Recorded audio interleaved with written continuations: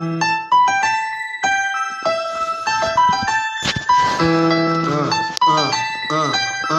Democrats don't speak for me. Speak for me. Speak for me. Republicans can't speak for me. Speak for me. Speak for me. A bitch ass nigga can't speak for me. Speak for me. Speak for me. You coon ass niggas can't speak for me.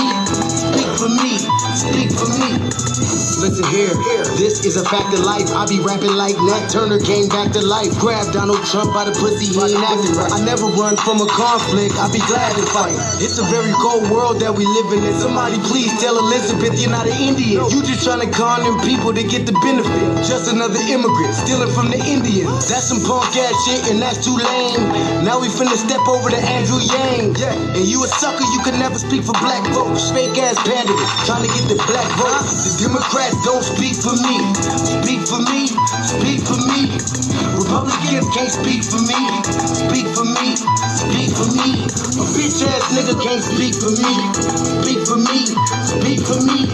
You coon ass niggas can't speak for me. Speak for me. Speak for me. You know your boy be high off sativa. Kamala wasn't popping, so we said bye, Felicia. She ain't had a right policy. We ain't trying to meet her. Y'all can take Biden too. Bye. We don't need him. We don't need Roland Martin or that coon Al Sharpton. Didn't need Cory Booker from the start, man. I don't fuck with police and no snitch. You know I'm coming with the heat when I spit it. The Democrats don't speak for me. Speak for me. Speak for me. Republicans can't speak for me. Speak for me. Speak for me. A bitch ass nigga can't speak for me. Speak for me. Speak for me. You coon ass niggas can't speak for me. Speak for me. Speak for me. If you ever go to court and this is your luck, try not to get fucked by Benjamin Crump. I know it's hard. You and I go is hard. But who the fuck is Amy Cloak? Put her picture up on the bullseye and start throwing darts. People cut our organs out our bodies, that's a stolen heart. They can't save us from the flood like Noah's Ark. Black lives always matter, we finna go for ours. So then we savages, we don't need to pot the piss. Mike Bloomberg can suck dick with that stop and frisk, bitch. You ain't speaking for us, we don't know you. Bernie Sanders, they get your funky ass on too. The Democrats don't speak for me. Speak for me. Speak for me. Republicans can't speak for me. Speak for me. Speak for me. A bitch ass nigga can't speak for me. Speak for me. Speak for me. You coon ass niggas can't speak for me. Speak for me. Speak for me.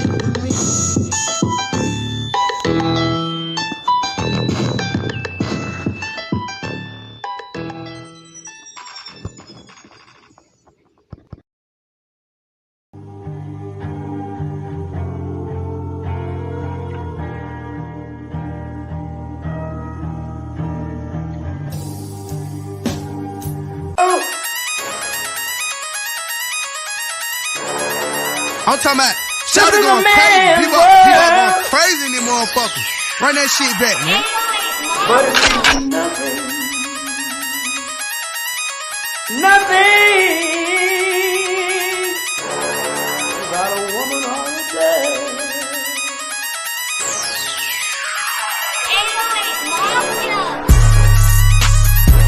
Man made the car.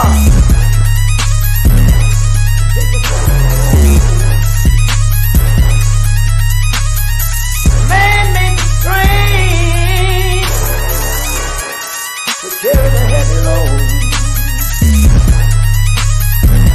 Man made the electrolyte to kick us out of the dark. Man made the bump of the water like the 7 omega.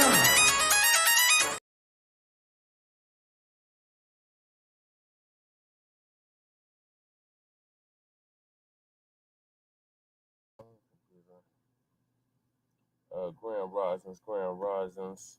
We are simulcasting this evening for Grand Rising with Shabaka and the Chase. I am your host, Chain Krumah. Grand Risings. Thank y'all for tuning in to our second episode. It'll be our second episode. Second episode of 2024. Happy New Year. Thank y'all for sticking with us. We've been having technical difficulties for over a month now with Blog Talk Radio. So it looks like Blog Talk Radio's finally got their act together. So please call in to Blog Talk Radio. The number is 516-418-5996. And press 1 and you'll be live on the air. And we're just having an open mic discussion about the upcoming events of 2024. So this is a big year, Black family. We have both the Democratic and the Republican National Conventions occurring this year, as well as the presidential election in November. So we are looking at a repeat of 1968, Black family. So you know what that means. Burn, baby, burn. So shout out to Deacon and Twin. Yep, man made everything. Yep.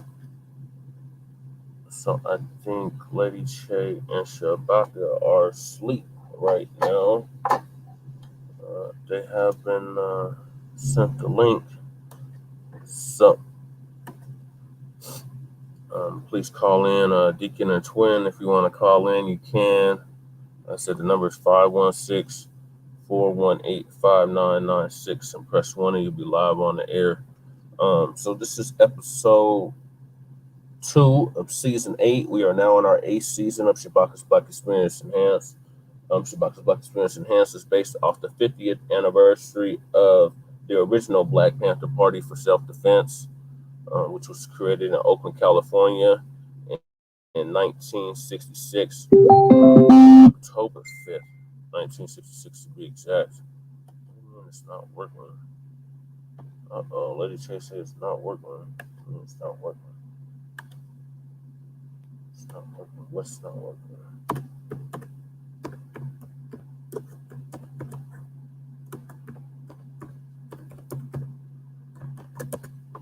Link is not working. That doesn't make any sense. Let me try to send this link out again, y'all. So yeah, we're waiting on the Joe Gibsons and the Sarges to call in. You know, we haven't been able to chop it up with them for over a month. This Blog Talk Radio has been giving us all these difficulties. What do you mean it's not working? So it won't let you call in.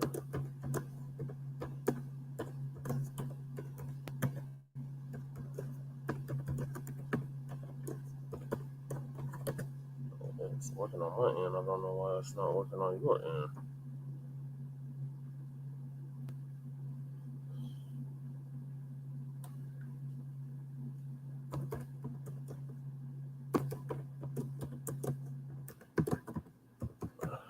Sorry, y'all.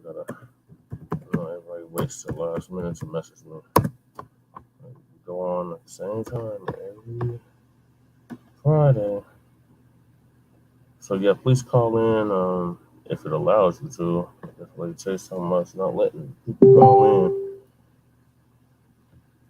For the longest we've been getting this, we've been having technical difficulties. We are working on these technical difficulties.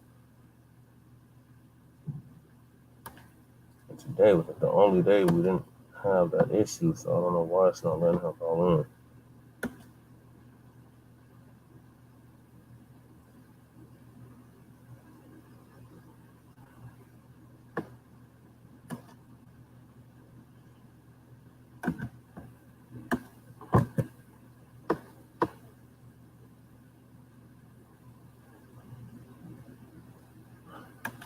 Get a hold of Shabaka. This is Grand Risings with Shabaka in the Chase. He's not here, so while I'm waiting, I'm going to put on Malcolm X, The Ballad or the Bullet, because, you know, this is definitely a very important year, and we got to continue to stress that, Black family. Any politician that wants to seek your vote, demand something tangible for your vote. So I'm going to put that on while we're waiting on everybody to get in the studio or to call in.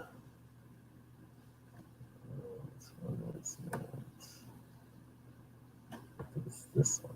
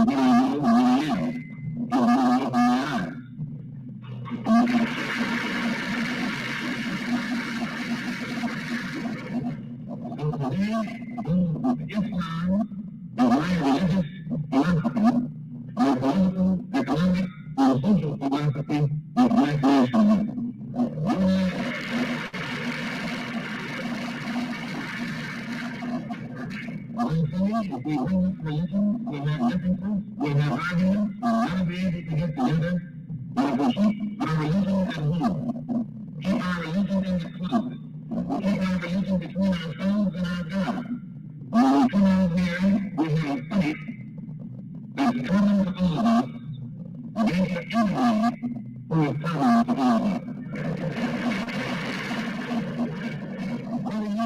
Whether you are a Christian or a Muslim or a Muslim, we all have the same problem. They don't hate you because you're a Baptist, they hate you because you're black.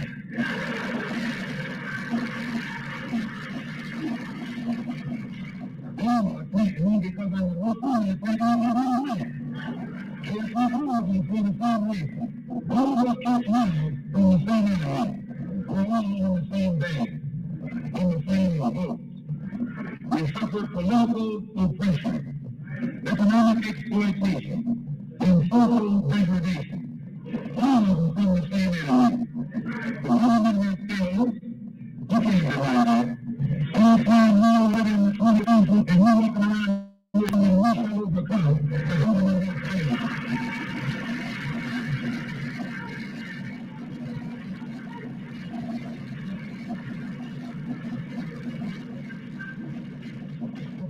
What's wrong with it? And that's what I'm saying.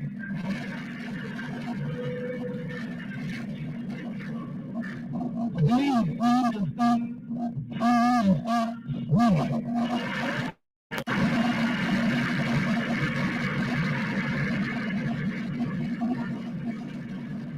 Well, I'm not a problem. That's what I'm doing.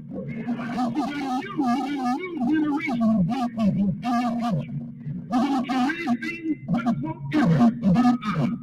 They don't want to have you up in town, taking some head, talking about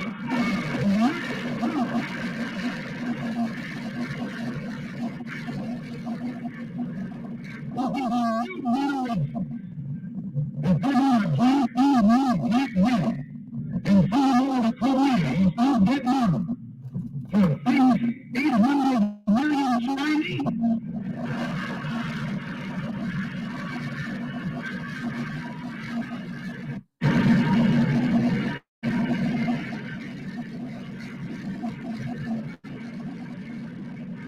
If you're not afraid of all that, you're not afraid of all that.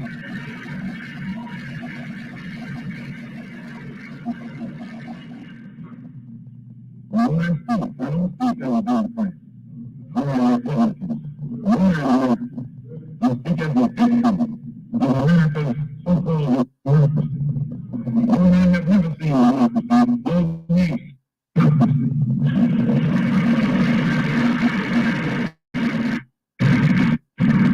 we don't see the American dream.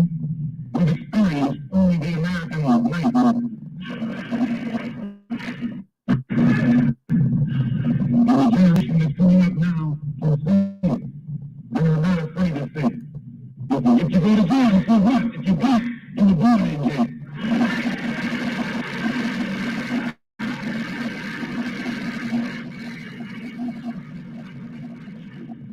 If you're black, they will run around you.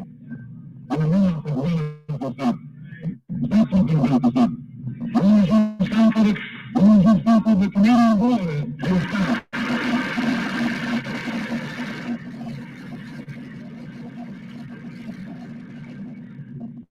This is why I'm here to ballot for the vote. It's liberty or death. It's freedom for everybody or freedom for nobody.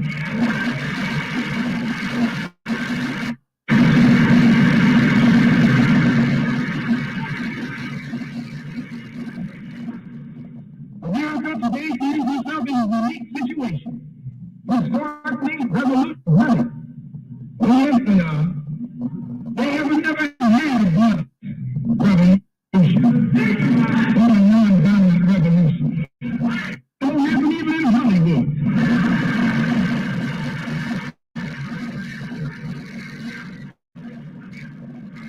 We don't have a revolution in which you love your enemy. And we don't have a revolution of breaking the system of exploitation of injury. Revolution is over time system. Revolution is a strong system. The revolution is bloody. position. She's the only country in history in a position actually to become involved in a bloodless revolution. All she's got to do is give the black man in this country everything that's doing. Everything.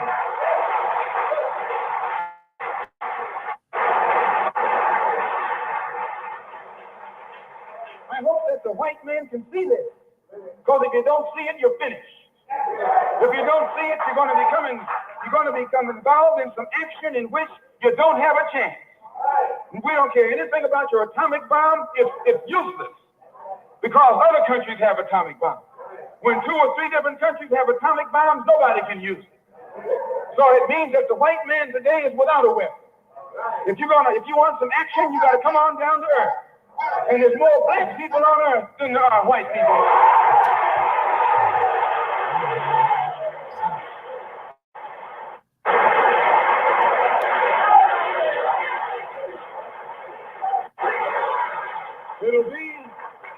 It'll be the ballot, or it'll be the vote. It'll be liberty, or it'll be death. And if you're not ready to pay that price, don't use the word freedom in your vocabulary. Right on, Malcolm X. Appreciate you. Deacon, I don't know what the hell Black Sun was on last night or yesterday. That was ridiculous.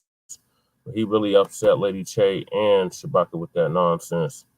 Talking about you need to have dark-skinned black people's permission to talk about black power, black empowerment, or anything black. Like the audacity. Like you only black when it's convenient. I'm black 24/7, 365, 7 days a week. I don't know why he did that nonsense, but yes, shout out to Malcolm X, one of our true warriors, true revolutionaries, definitely for his time. And his message still is very much relevant in 2024.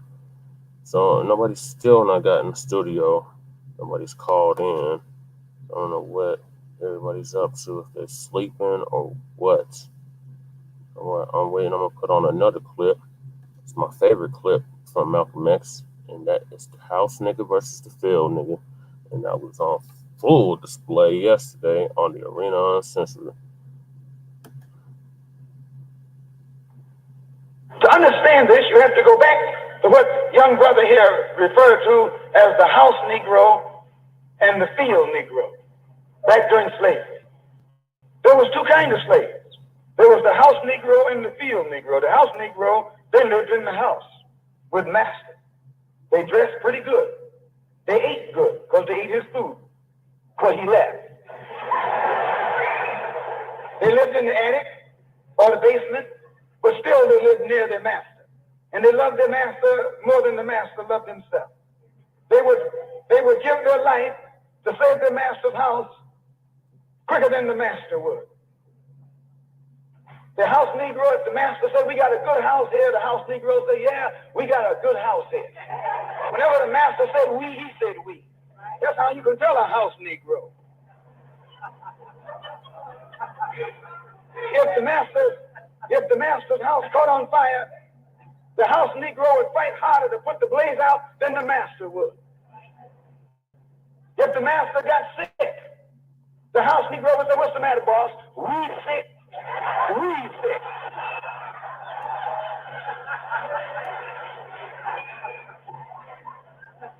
He identified himself with his master more than his master identified with himself. And if you came to the house Negro, let's escape. Let's separate. That house Negro would look at you and say, man, you crazy. What do you mean separate? Where is there a better house than this? Where can I wear better clothes than this? Where can I eat better food than this? That was that house Negro. In those days, he was called a house nigger. And that's what we call him today, because we still got some house niggers running around here.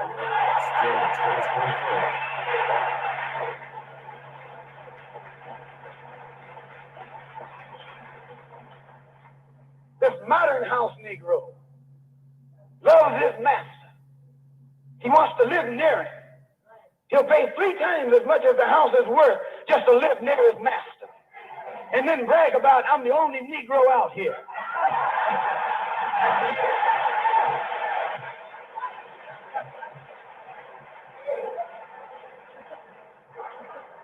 I'm the only one on my... I'm the only one in this school. You're nothing but a house Negro. And if someone comes to you right now and say, let's separate, you say the same thing that the house Negro said on the plantation. What you mean separate? From America? This good white man? Where you gonna get a better job than you get here? I mean, this is what you say. I ain't left nothing in Africa. That's what you say, while you left your mind in Africa.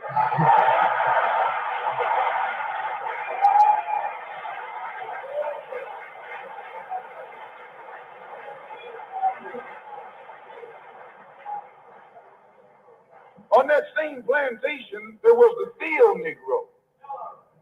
The field Negro, those were the masters.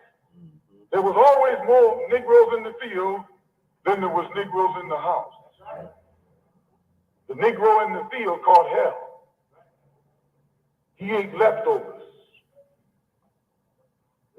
In the house, they ate high up on the hog. The Negro in the field didn't get nothing but what was left of the insides of the hog. They call them chitlins nowadays. In those days, they call them what they were, guts. That's what you were, a gut eater. And some of you all still gut eaters.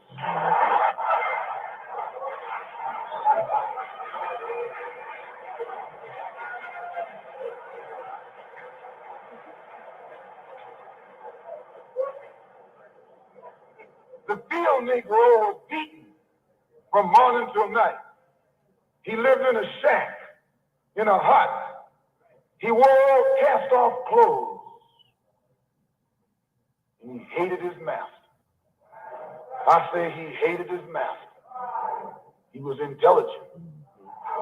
That house Negro loved his master. But that field Negro, remember, they were in the majority. And they hated his master. When the house caught on fire, he didn't try and put it out. That field Negro prayed for a wind, for a breeze. When the master got sick, the field Negro prayed that he died. If someone come to the field Negro and said, let's separate, let's run, he didn't say, where are we going? He said, any place is better than his.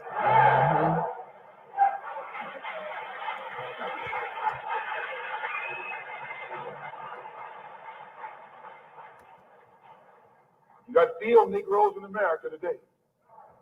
I'm a field Negro. The masters are the field Negroes. When they see this man's house on fire, you don't hear these little Negroes talking about our government is in trouble. They say they government. They say the government is in trouble. That's right.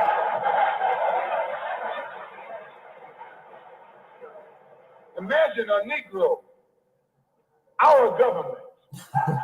I even heard one say, our astronauts. They won't even let him near the plant. And our astronauts, our Navy, that's a Negro that's out of his mind. That's a Negro that's out of his mind. Just as the slave master in that day used Tom, the house Negro, to keep the field Negroes in check. The same old slave master today has Negroes who are nothing but modern Uncle Toms, 20th century Uncle Toms, to keep you and me in check, keep us under control, keep us passive and peaceful and nonviolent. That's Tom making you nonviolent. It's like when you go to the dentist and the man is going to take your tooth. You're going to fight him when he starts pulling. So they squirt some stuff in your jaw called Novocaine to make you think they're not doing anything to you. So you sit there and because you got all that Novocaine in your jaw, you suffer peacefully.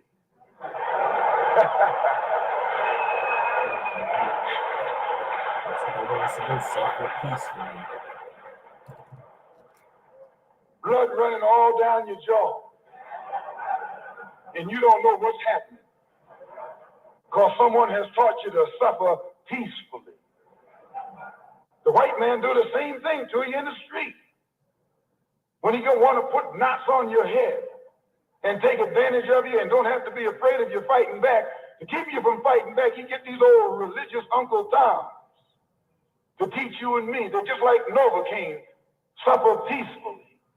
Don't stop suffering, just suffer peacefully. As Reverend Cleave pointed out, let your blood flow in the streets. This is a shame. And you know, he's a Christian preacher. If it's a shame to him, you know what it is to me.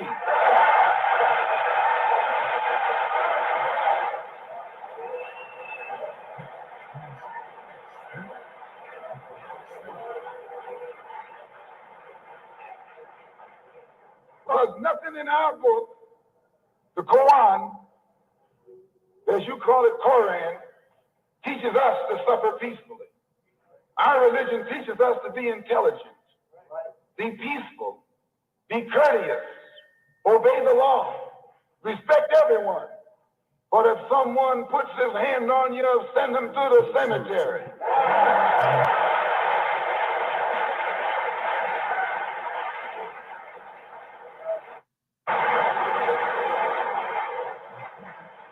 That's a good religion. In fact, that's that old-time religion.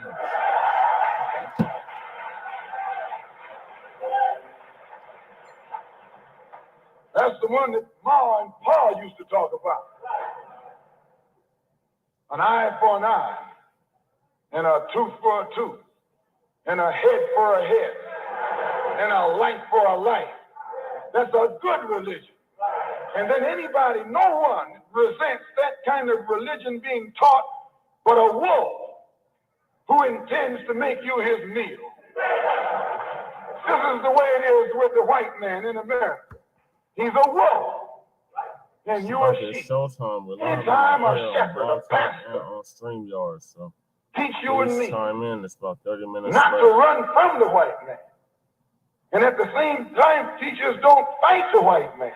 He's a traitor to you and me. Don't lay down our life all by itself. No. Preserve your life. It's the best thing you got. And if you got to give it up, let it be even Steve.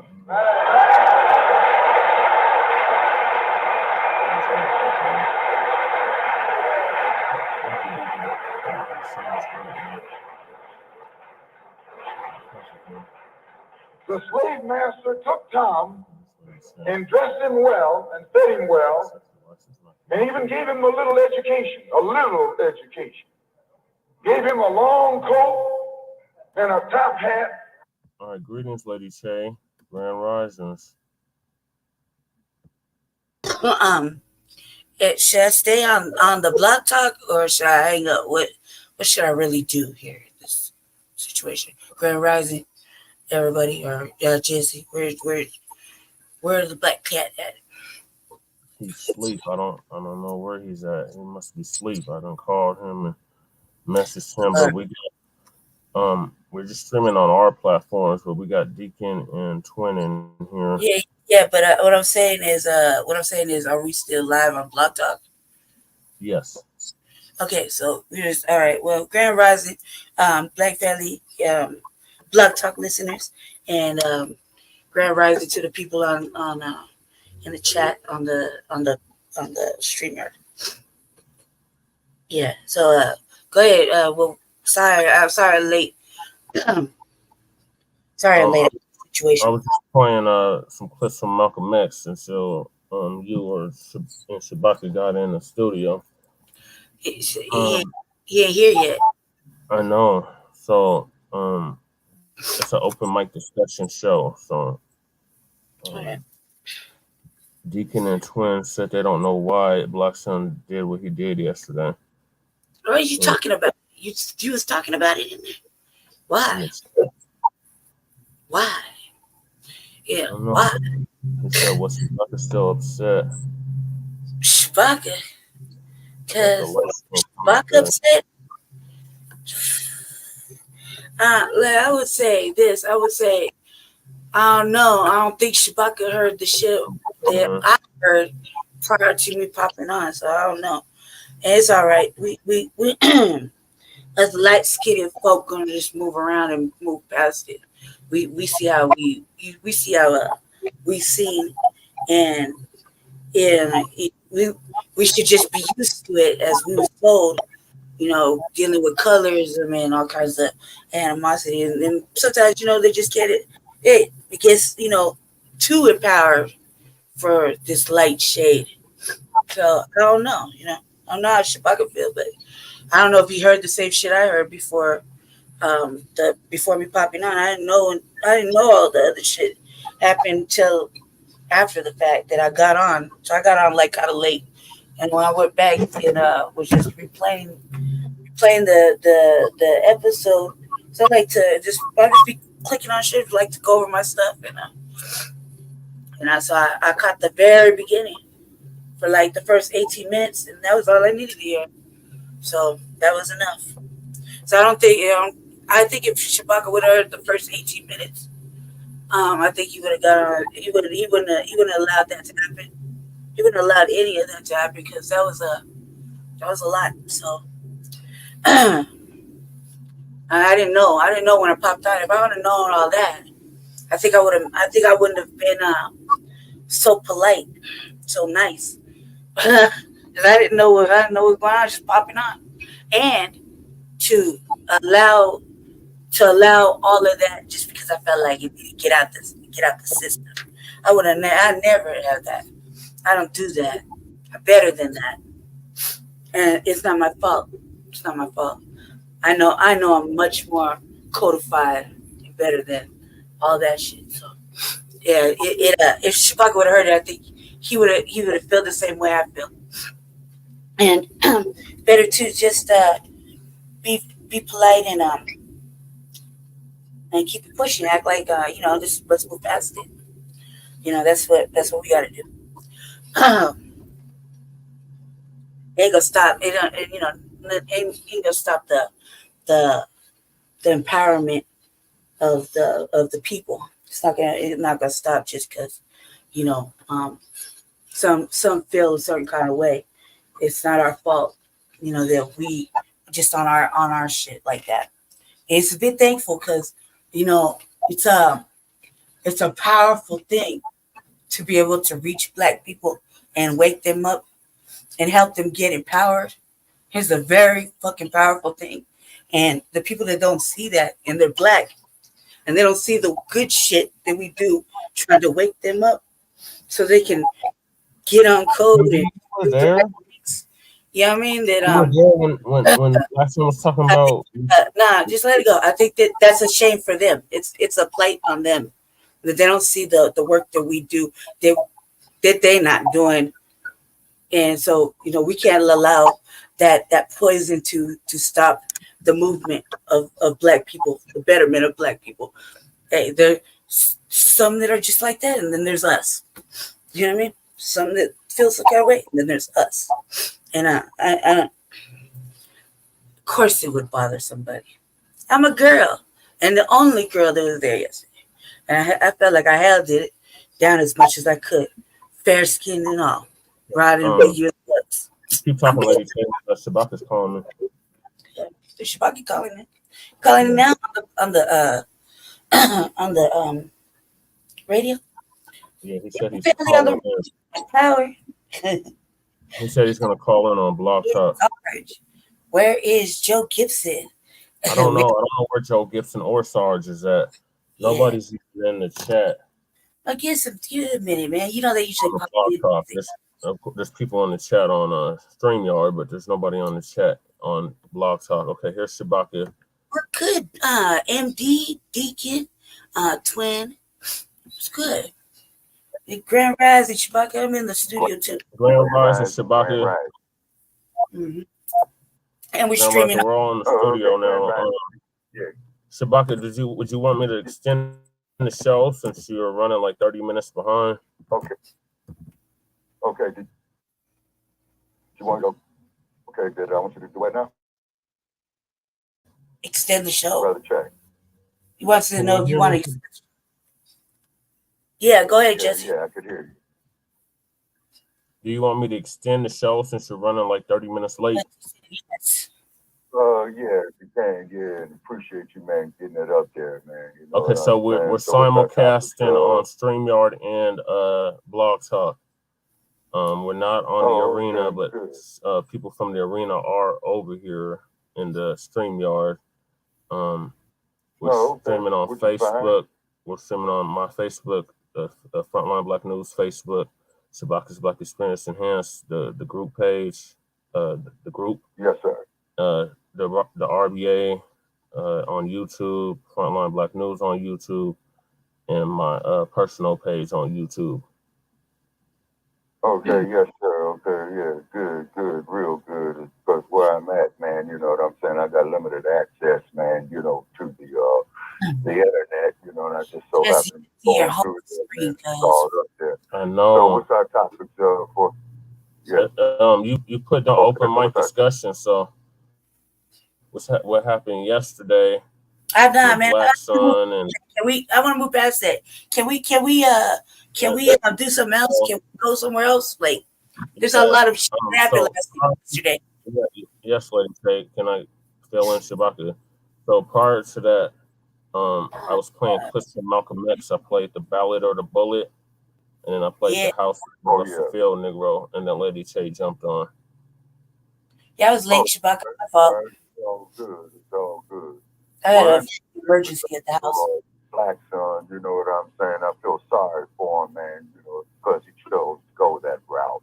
You know what I'm saying? But I don't hate the dude, and I really don't care if he hates me or not. But I don't hate the dude, if anything, man. I feel sorry for him because that there's part of what Dr. Marimba had stated in regards to the Ma'afa, which is a disaster so bad it's beyond description. Mm-hmm. And then also, too, the dump as in human shit. And we want to make that perfectly clear. Perfectly clear. They talking about kicking his ass off of 2 more state ballots. You know what I mean? Oh, which states now? Situation. Okay, I think Rhode Island is considering it. Okay, wait a minute. It was another state in the east as well, too. I don't know if it was Maine or Rhode Island, but I do know that there was one in the far east. Oregon is considering doing it as well, too, but the state of Oregon, that there could go either way. You know what I mean? Because there's not too many of our people up there in Oregon except for Portland. That's it. You know what I mean? Yeah, and you might have a few of them, you know, down there in Medford, you know, and that there's what that's up in the Pacific Northwest. You know, where my man Jay Dizzle used to be. You know what I'm saying? So a shout out there to him. Yes. Black son, you know, he's caught up on that color schism shit. You see what I'm saying? And the whole part about it is when people come with that bullshit, you know, they're gonna sit up there and talk about how much they love Huey Newton and Malcolm X, you know, but it's all part of the Ma'afa. And the Ma'afa is Dr. Marimba. There's a disaster so bad it's beyond description.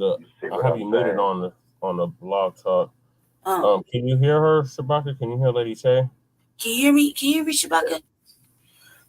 Yes. So can I get off of one or the other? Because I'm talking on the StreamYard too, and it's kind of like echoing. So you want me to stay in the studio, or what? Because I think everybody can hear me through the studio. Hold on a sec. Let's do a test real quick, okay? Let's do a test. All right. Hold on a sec.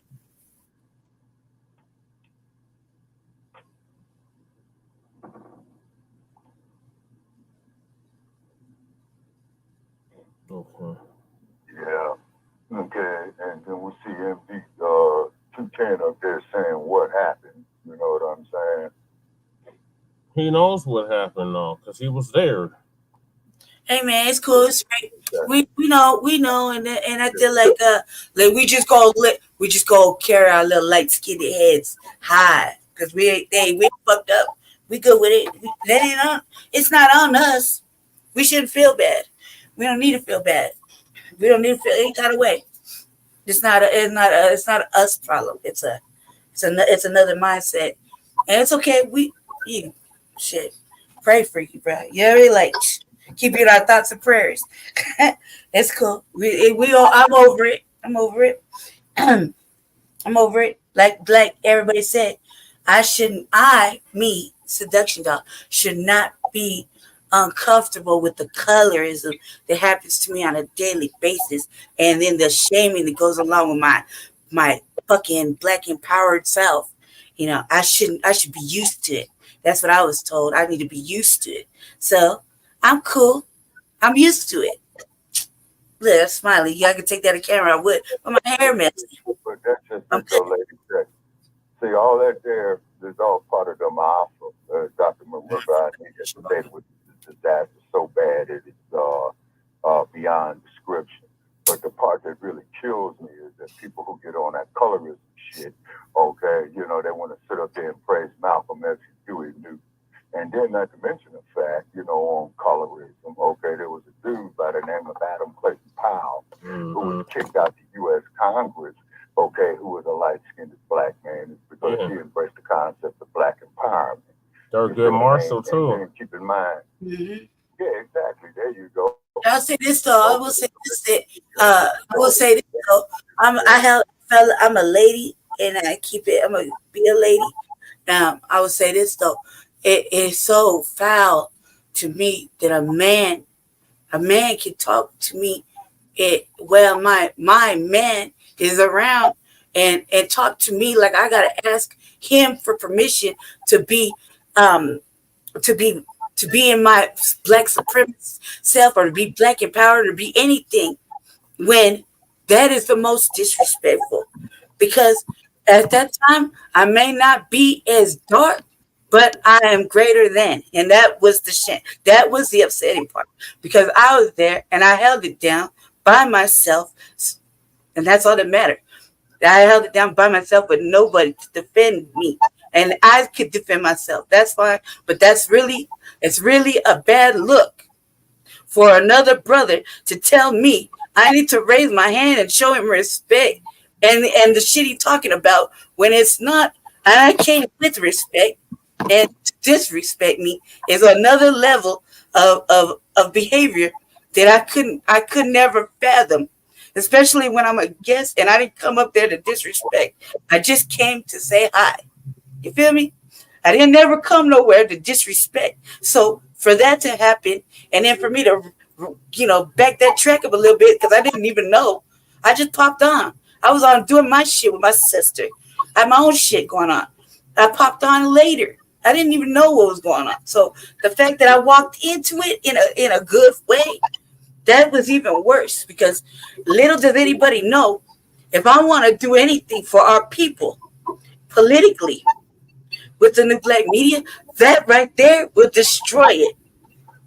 That right there hurts me later on. So in case nobody care, and it's fun and games, kiki, it's not fun and games when I want to do something good for black people. Sorry, I'm not black enough, but I am black enough. You hear me? I'm sorry that it bothered everybody, but I'm not going to apologize for how pretty I am and my skin tone. I love me. Sorry that nobody can appreciate it, but I'm a motherfucking athlete. So when it's me devalued and to be shamed and belittled and disrespected in such a way, of course it's going to bother me, because it's going on with y'all. It's brothers. It's brothers. Regardless of my shame, I'm still a fucking black woman.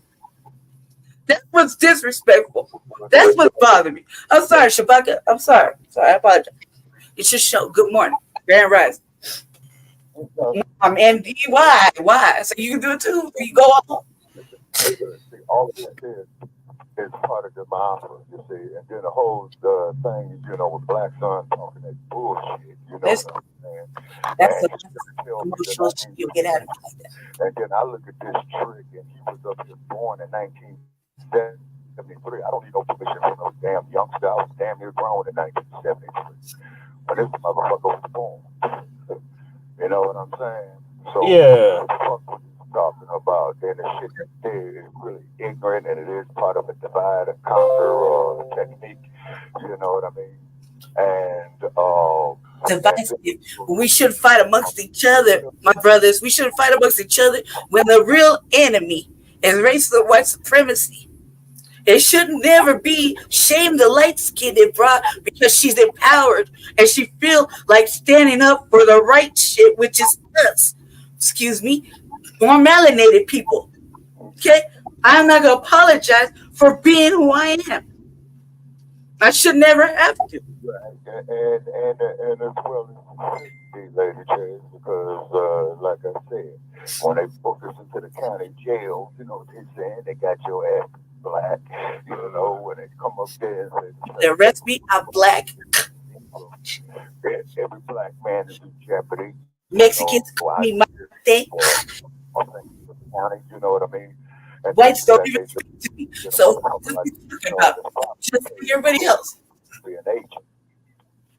Yep, I can't. I'm not gonna apologize for my good looks. I'm not gonna apologize for my pretty skin. I'm not gonna apologize for any of that shit. I came with the way the universe brought me. I never want to be nothing that I wasn't or more of. I love me. Then I'm not gonna apologize that no one can see me. That's on everybody else. I'm a starseed. I'm gonna be all right. I'm sorry, I got emotional. To apologize before. You see what I'm saying? And like I said, it's just very amazing how individuals who would be on that shit, you know, which is part of the Mahafa, but will sit up here and praise Huey Newton and Malcolm X. You see what I mean? So look at the hypocrisy of that. Mm-hmm. Okay, you rolled the track back, MD. If you really rolled the track back, that day, how many times you say you blacker than all of us, right? And in reality, Yeah, he said he was culturally more black. He said he was culturally more black, and I'm like, what are you talking about? We have differences of views, my brother. But Said, at the end of the day, he said he was from the South. And I'm from, my family's from the South too. Like, what are you talking about? I know I can change my lineage directly back there. And his No, black sit up here talking about I need his permission. I don't need that motherfucker's permission.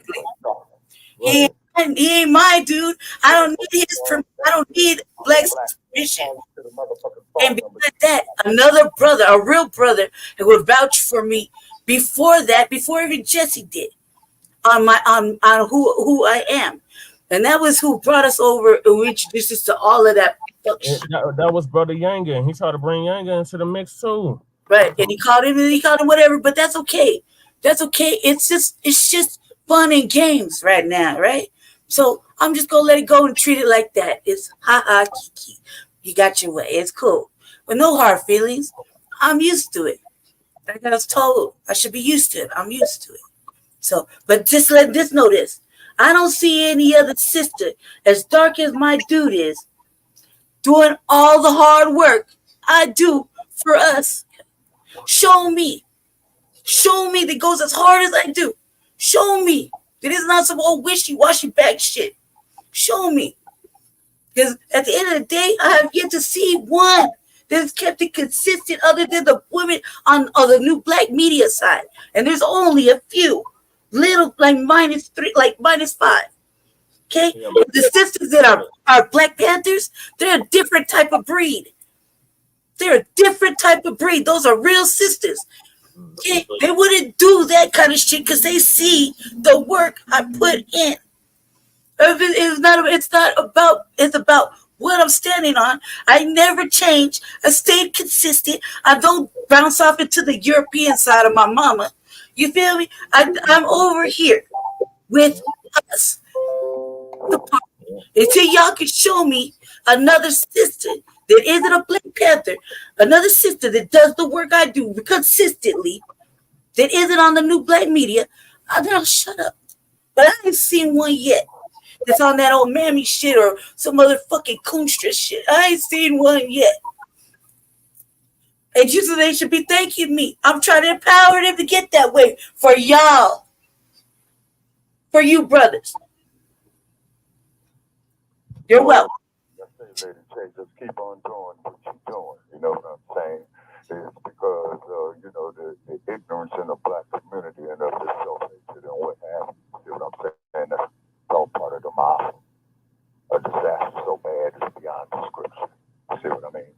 And then the cold people's on this colorism shit, they're gonna sit up there and praise Malcolm X and Muhammad Ali. You know what I'm saying? I thought like that. I don't know who that king, whatever the fuck is. But who he don't speak for black supremacists, real black supremacists. The real black supremacists are cold. We a different type. We a little strong. You know what I mean? But he don't speak for us. He's not my type. You know what I mean? But that don't mean nothing. And you can like whoever the fuck you like. But when you start to be as disrespectful as that was with my dude in the room, it just puts him in a different kind of space. You feel me? And that's what's wrong. Yeah, that's exactly, Deacon. He don't speak for us. Situation he speaks for himself. Like he don't speak for us. You know what I mean? Like, it's fucked up because he as a man, he wants to build his channel. He wants to build with you brothers, right? And I should let him build. I'm not stopping him for building, but it ain't for me. And if I know I felt that way, I'm pretty sure Shabaka I didn't even know if he heard the shit. But I knew if he did, he wouldn't have let that happen. Because he's a man. That's a man over there. Well, that's why he did it so early in the morning so Shabaka couldn't get on. As I said, that's the universe, Shabaka. 5 o'clock in the morning. Shabaka couldn't get on. I'm like, why would you do this way early in the morning where nobody can get on?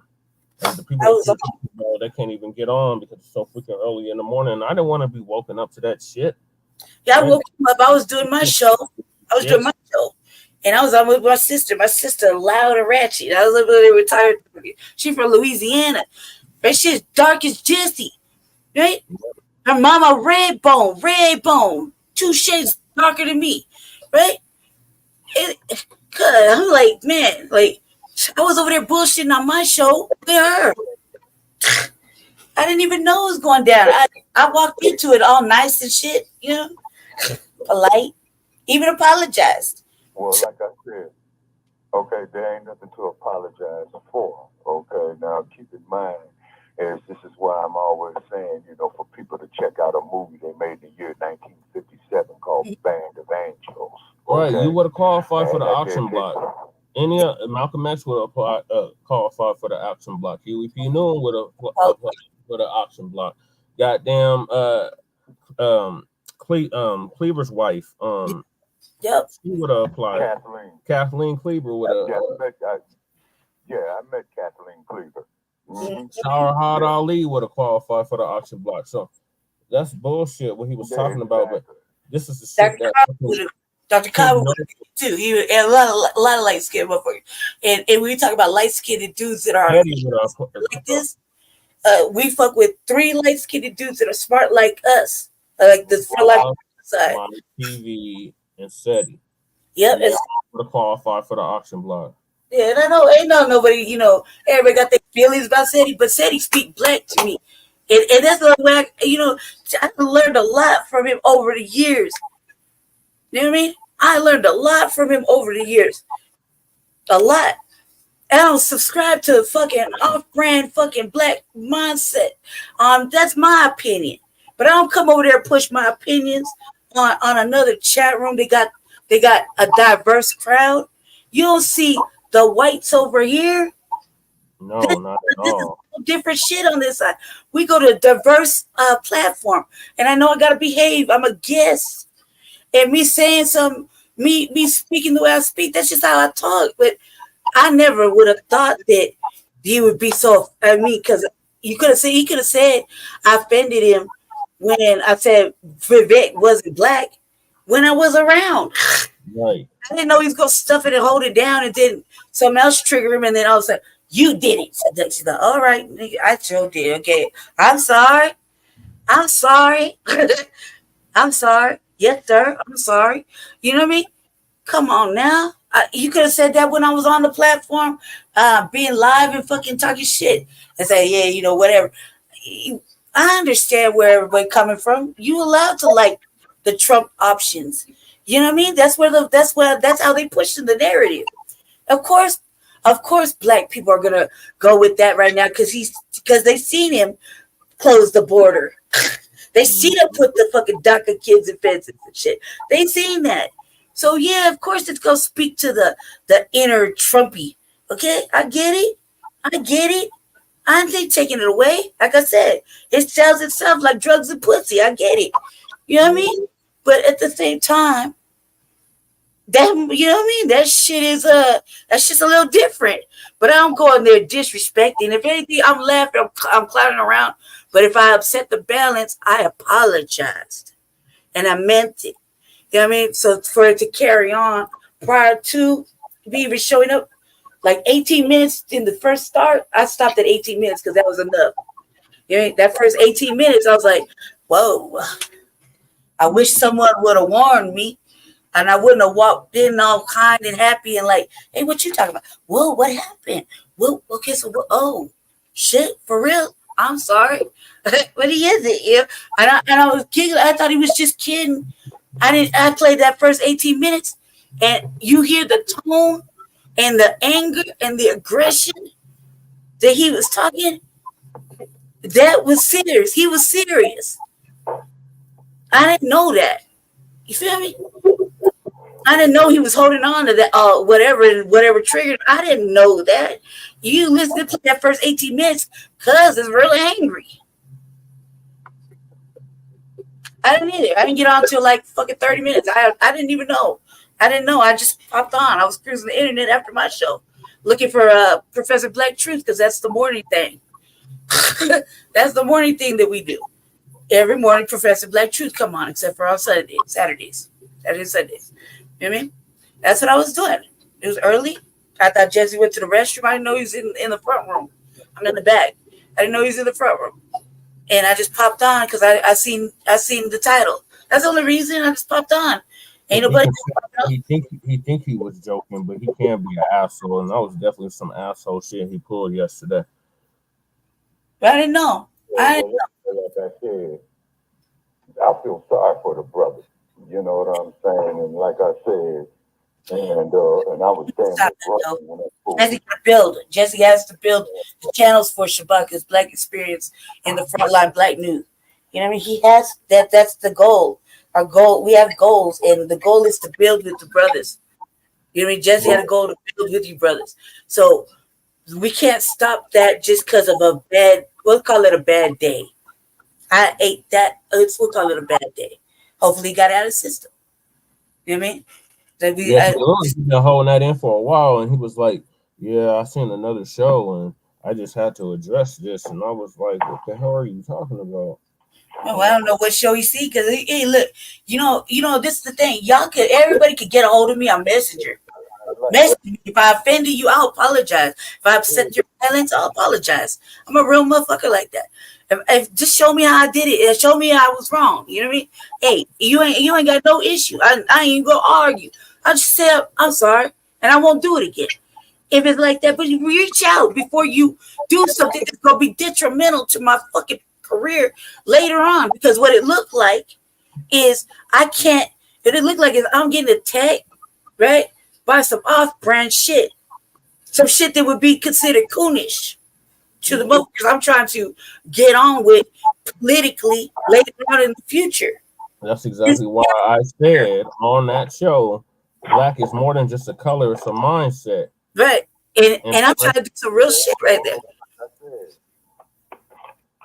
I'm trying to do some real shit, like really for our people. And it's gonna be political. Like you gotta be on point, not only just for black people, but in order to change the bullshit we're going through. And my goal is only black people. I gotta be cognizant of all of that before I put myself out there, because it'll be that punk ass shit that's going on right there where somebody has to demean me and I don't even know. So you get away with it's like going into a fight and somebody hits you like 20 times before you even had a chance. You feel me? And I didn't have a chance. I didn't know. And I just like polite. So then I goofy. And then it looked like I'm not, you mean I gotta define it? I ain't that white bitch that had to define what woke was. You feel me? I know what black is. I know. That's why I keep asking. And it's different because that in my mind, I would have said it like, hey, use a different kind of black. But I've said that before. You feel me? I've said that because in my mind, this is not the black types that I would kick it with because they don't empower me. Right. It's empowering right there. I felt after that, I was like, well, that was some weird shit. Hung up the shit and just went on to cook some meal and fucking do other things. I didn't know until late, like 2:00 in the morning, when I'm reviewing my work, because that's how much I think the message is important. I like to go over all my work. I'm like, I get, I kind of giggle like, I said that wild shit. You know what I mean? But I didn't know that a man who was supposed to be like kind of socially friendly towards us, Shabaka's Black experience against the revolutionary agenda. We was kind of friendly because we was building, and on that note, that side of the arena uncensored, y'all need us. Y'all need us. Like, we're a different kind of Black perspective to build with. You know what I mean? Y'all need us. You have your thoughts. That's giving people an option to go one way or the other. You need it. But we can't allow that shit to burn the build down because somebody got some kind of way. I'm a girl. I'm allowed to fucking cry and have feelings. Right? I'm allowed. I'm a girl. Real life girl. So I'm a woman. It would be a different kind of thing if any Shabaka or Jesse got in this emotional state of mind. You see how they are? That's man shit right there. Real man shit. How they holding it down right now. Not even a fucking emotion. I'm allowed my fucking emotion because I work hard. I'm like the spine of fucking the whole shit right here on this side. You feel me? Y'all don't got a woman like that on your side of things. You feel me? Y'all need me to balance it all out. So to be disrespected like that, but in front of my dude, right? So so he got to feel some kind of way, and I got to look at him some kind of way.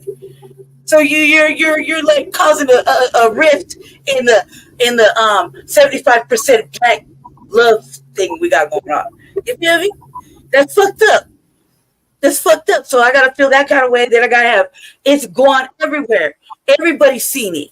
Meaning every channel that's linked up on the simulcast, at least 10, 20 people from everywhere have seen that. From everybody's page. And they shared it. You feel me? So it's gone out there.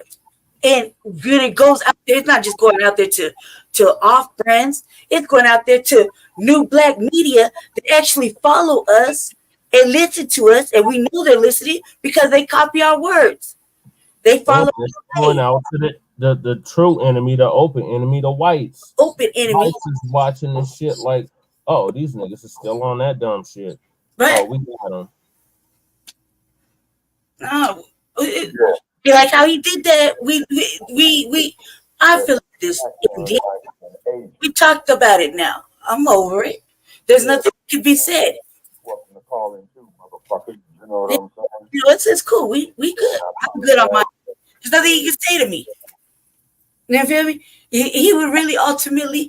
There's nothing he can say to me, and that I can really speak to because, like I said yesterday, I'm not a man, and I'm not a Black man in America.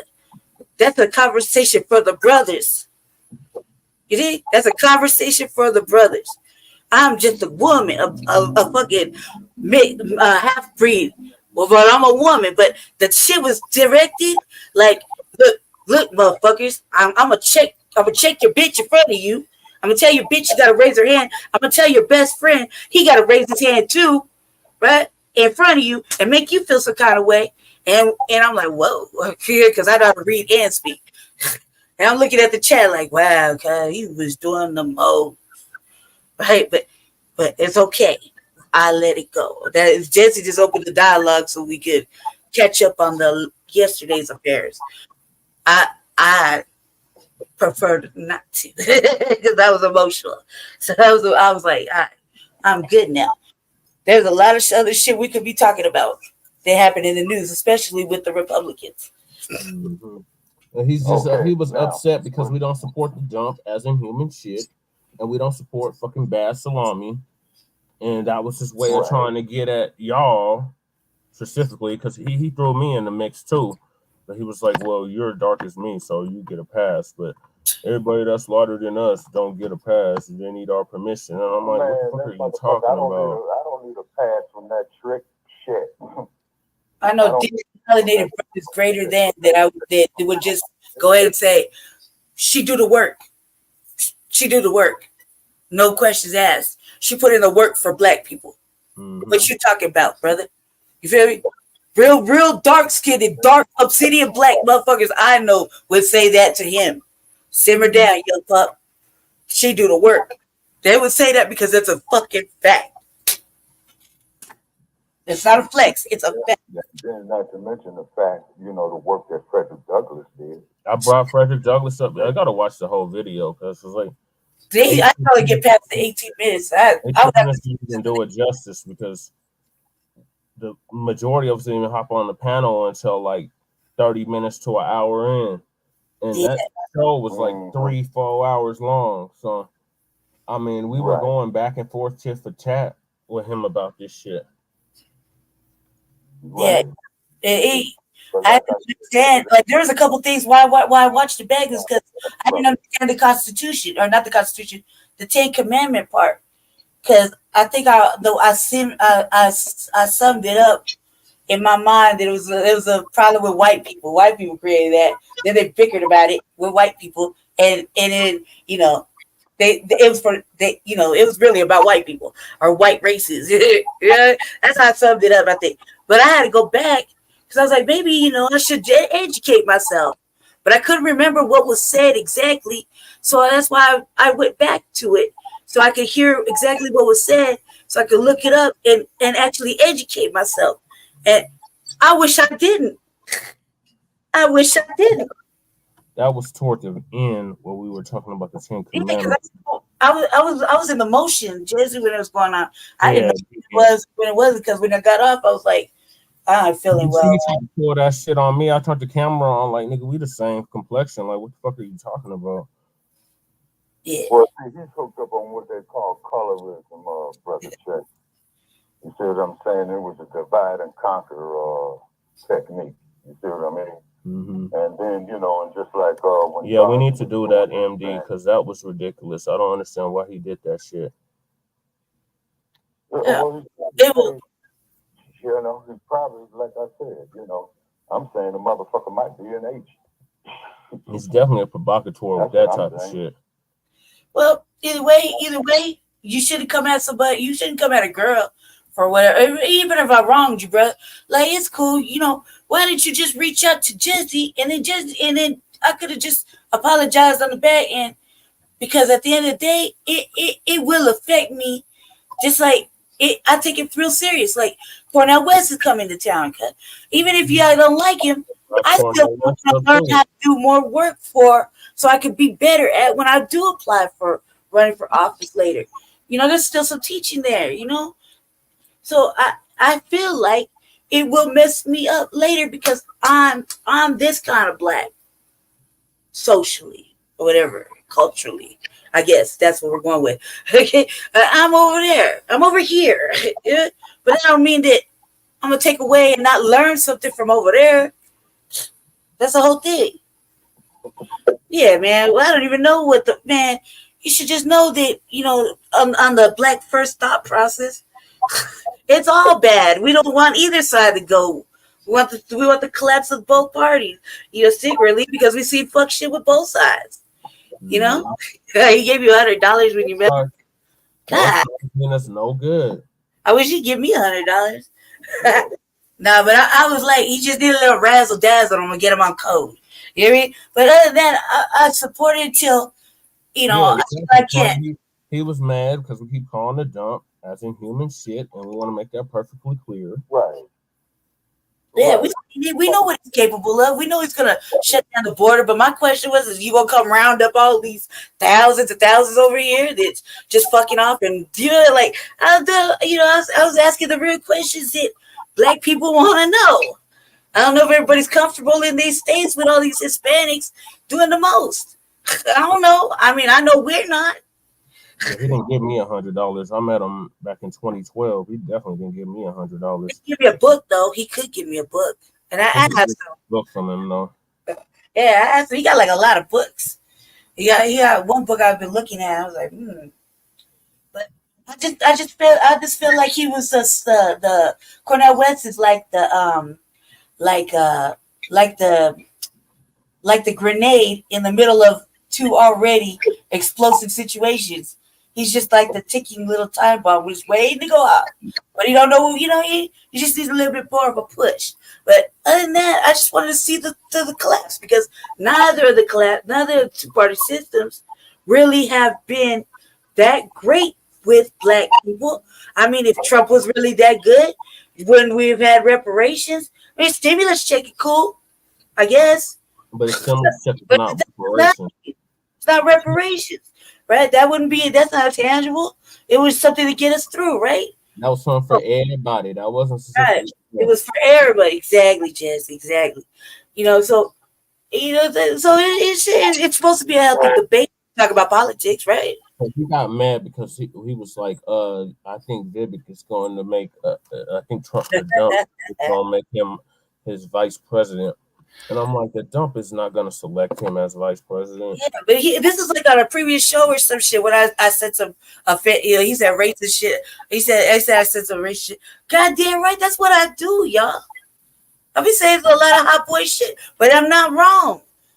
I'm usually not wrong, but I'm on the black first tangible FBA thinking process over here. I'm on the side that I'm on the Tariq Nasheed, the motherfucking Jason Black, the Uncle Phil fucking mindset. Okay, I'm over there, Billy Fuller. I'm on that side of thinking. I'm not gonna apologize. Yeah, to them, they think that we're just all individuals and racism is individual. And I'm keep telling them like, no, racism is a group sport. Yeah, and but I come over there and fuck with come on, man. Why would I do that if Jesse's building? I'd come over there and be offensive just because he Blackson didn't do nothing to me. He never did nothing to me. He set the balance of another broad.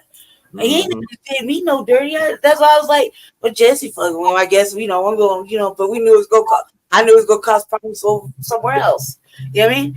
But I didn't come over there just to be on some old hater shit or ugly shit. Man, what am I to hate no brother for? You know what I mean? That's not my dude. It's just friendly. I'm just being friendly, like sociable. Because my dude is building. I can't stop my dude from wanting to build his platform for whatever politics he's doing. I like to talk about politics too here and there once in a while. Y'all don't see me all the time over there. Because I lurk and I leave. Yeah. You know what I mean? It's not my shit. Hey man, y'all got a diverse crowd of women that like to pop up there. And those women I don't vibe with too much. GTO, that's a sister, man. We can laugh.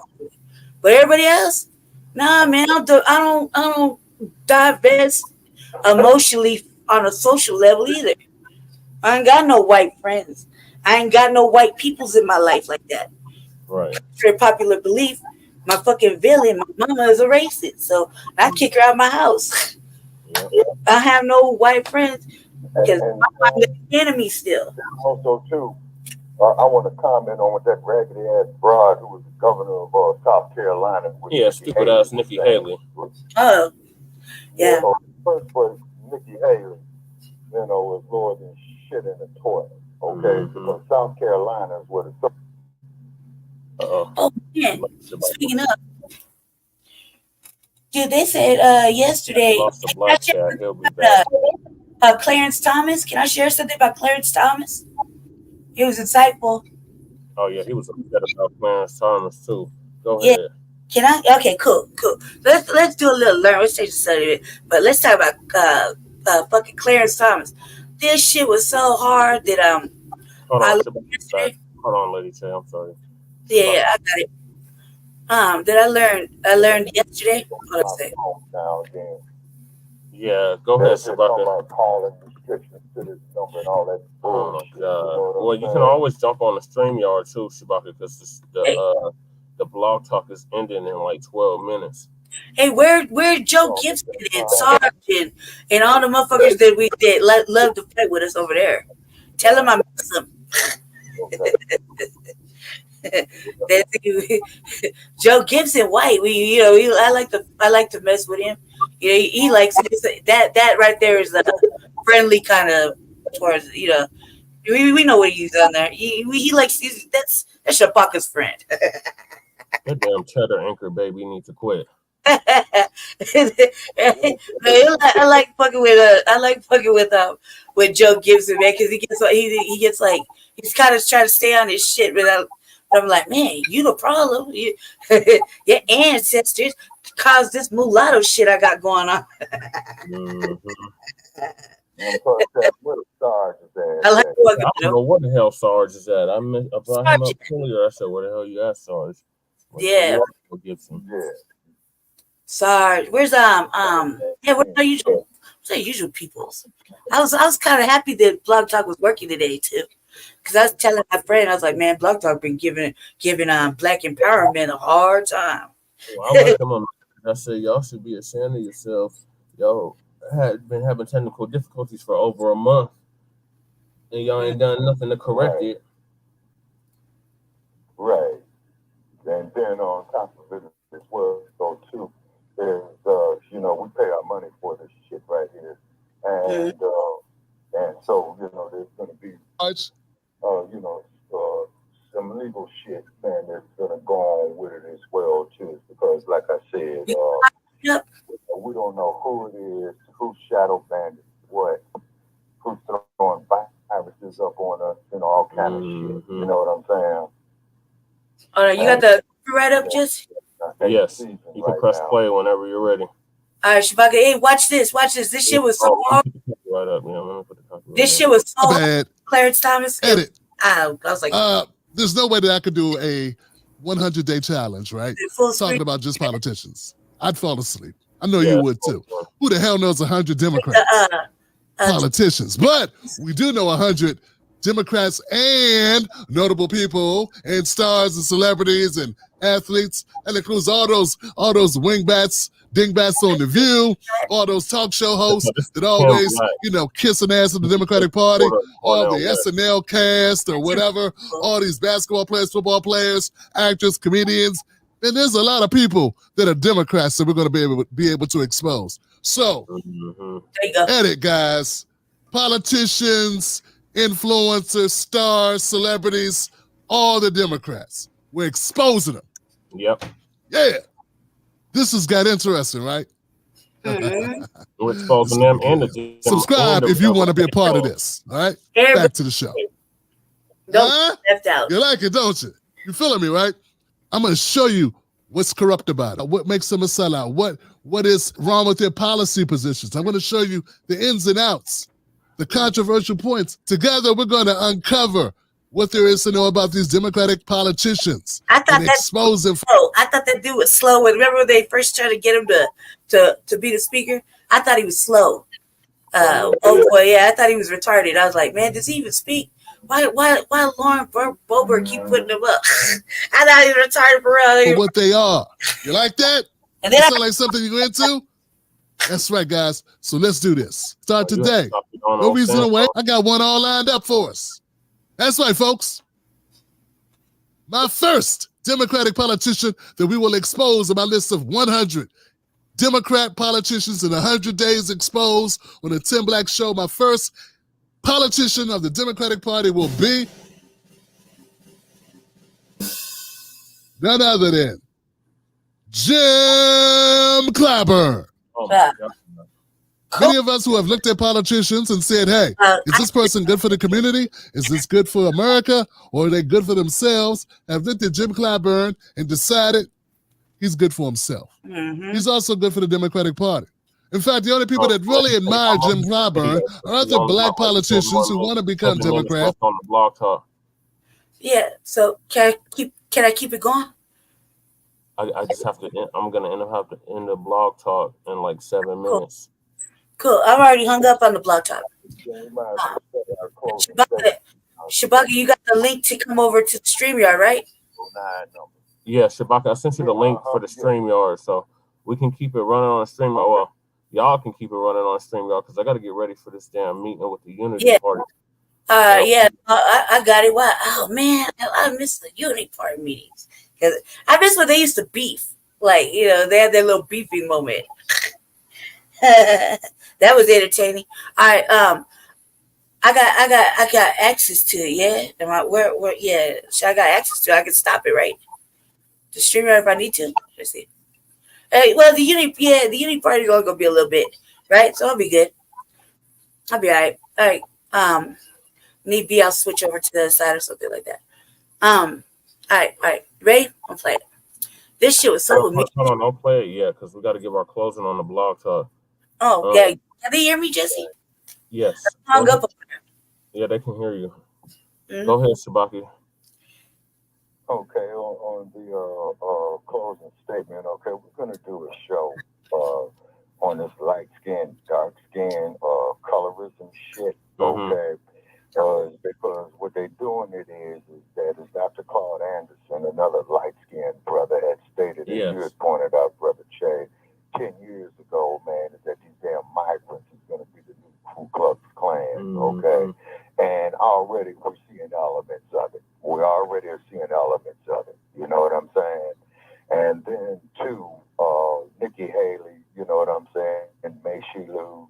Okay, because they're going to say on that town hall meeting last night with her and that stupid bastard who's the governor of Florida out there, Ron DeSantis, is that, we don't need black people knowing about that and make white people feel uncomfortable. Well, motherfucker, we've been uncomfortable, like for about the last 400 years, you know what I mean?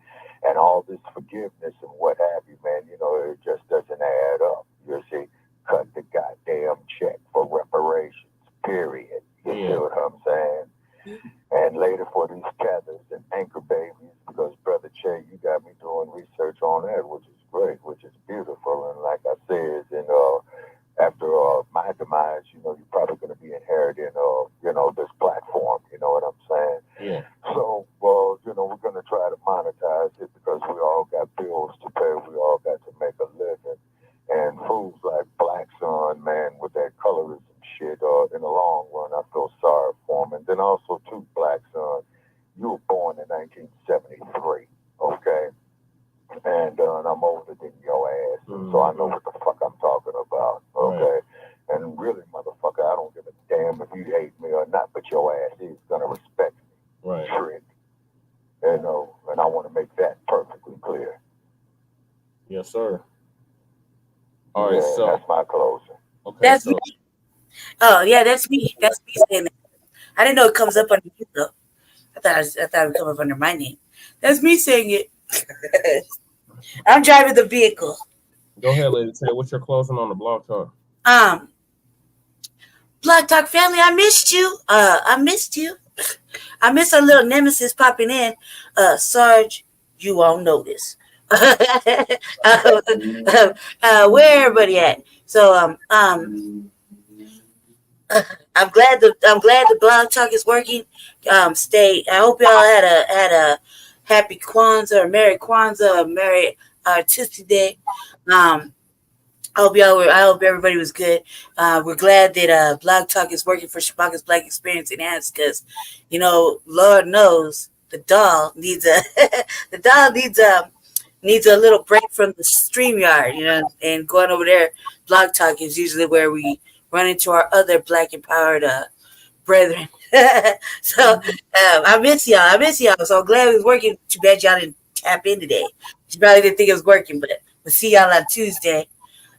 Same usual time, same usual place on Shabaka's Black Experience Enhanced. Episode 3 of season 8, because we're in our 8th season now. Stay black, stay dangerous, stay favored. Go ahead, Jesse.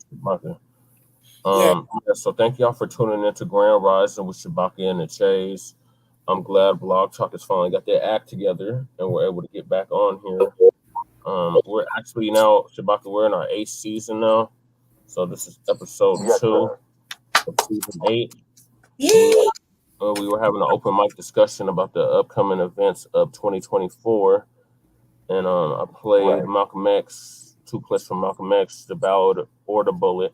That's my fave. 1964, I believe. And The House Nigga vs. the Field Nigga. My favorite too. So stuff. So we can't be divided by complexion. Black family, they still see us as black, no matter how light or how dark we are. We're still victims of racism and white supremacy, and they're going to continue to treat us as such. So we can't let somebody that looks like us divide us based off of our goddamn complexion. It's ridiculous.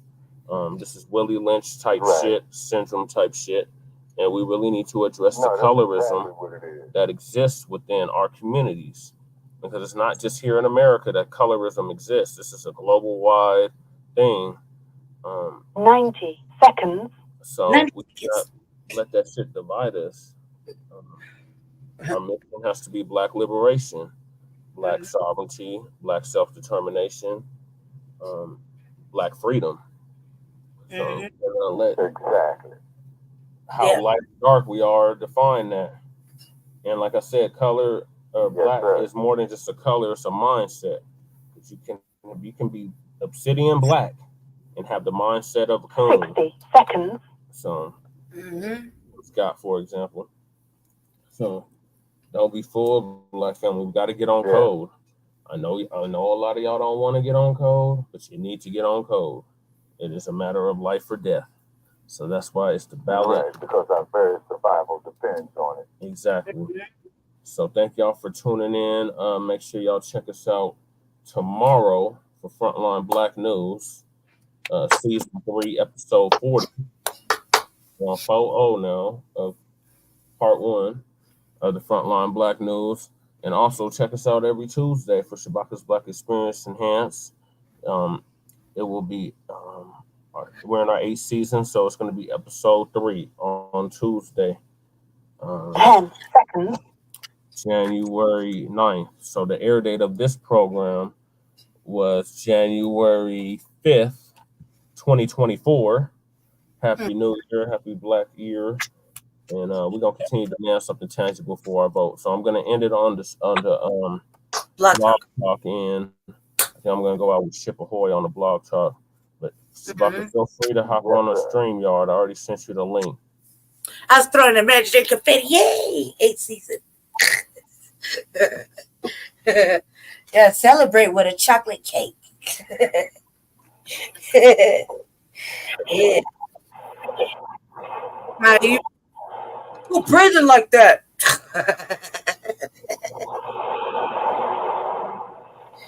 Oh, that's a Chibble. All right, that's Chibble. Yeah. See. No, man.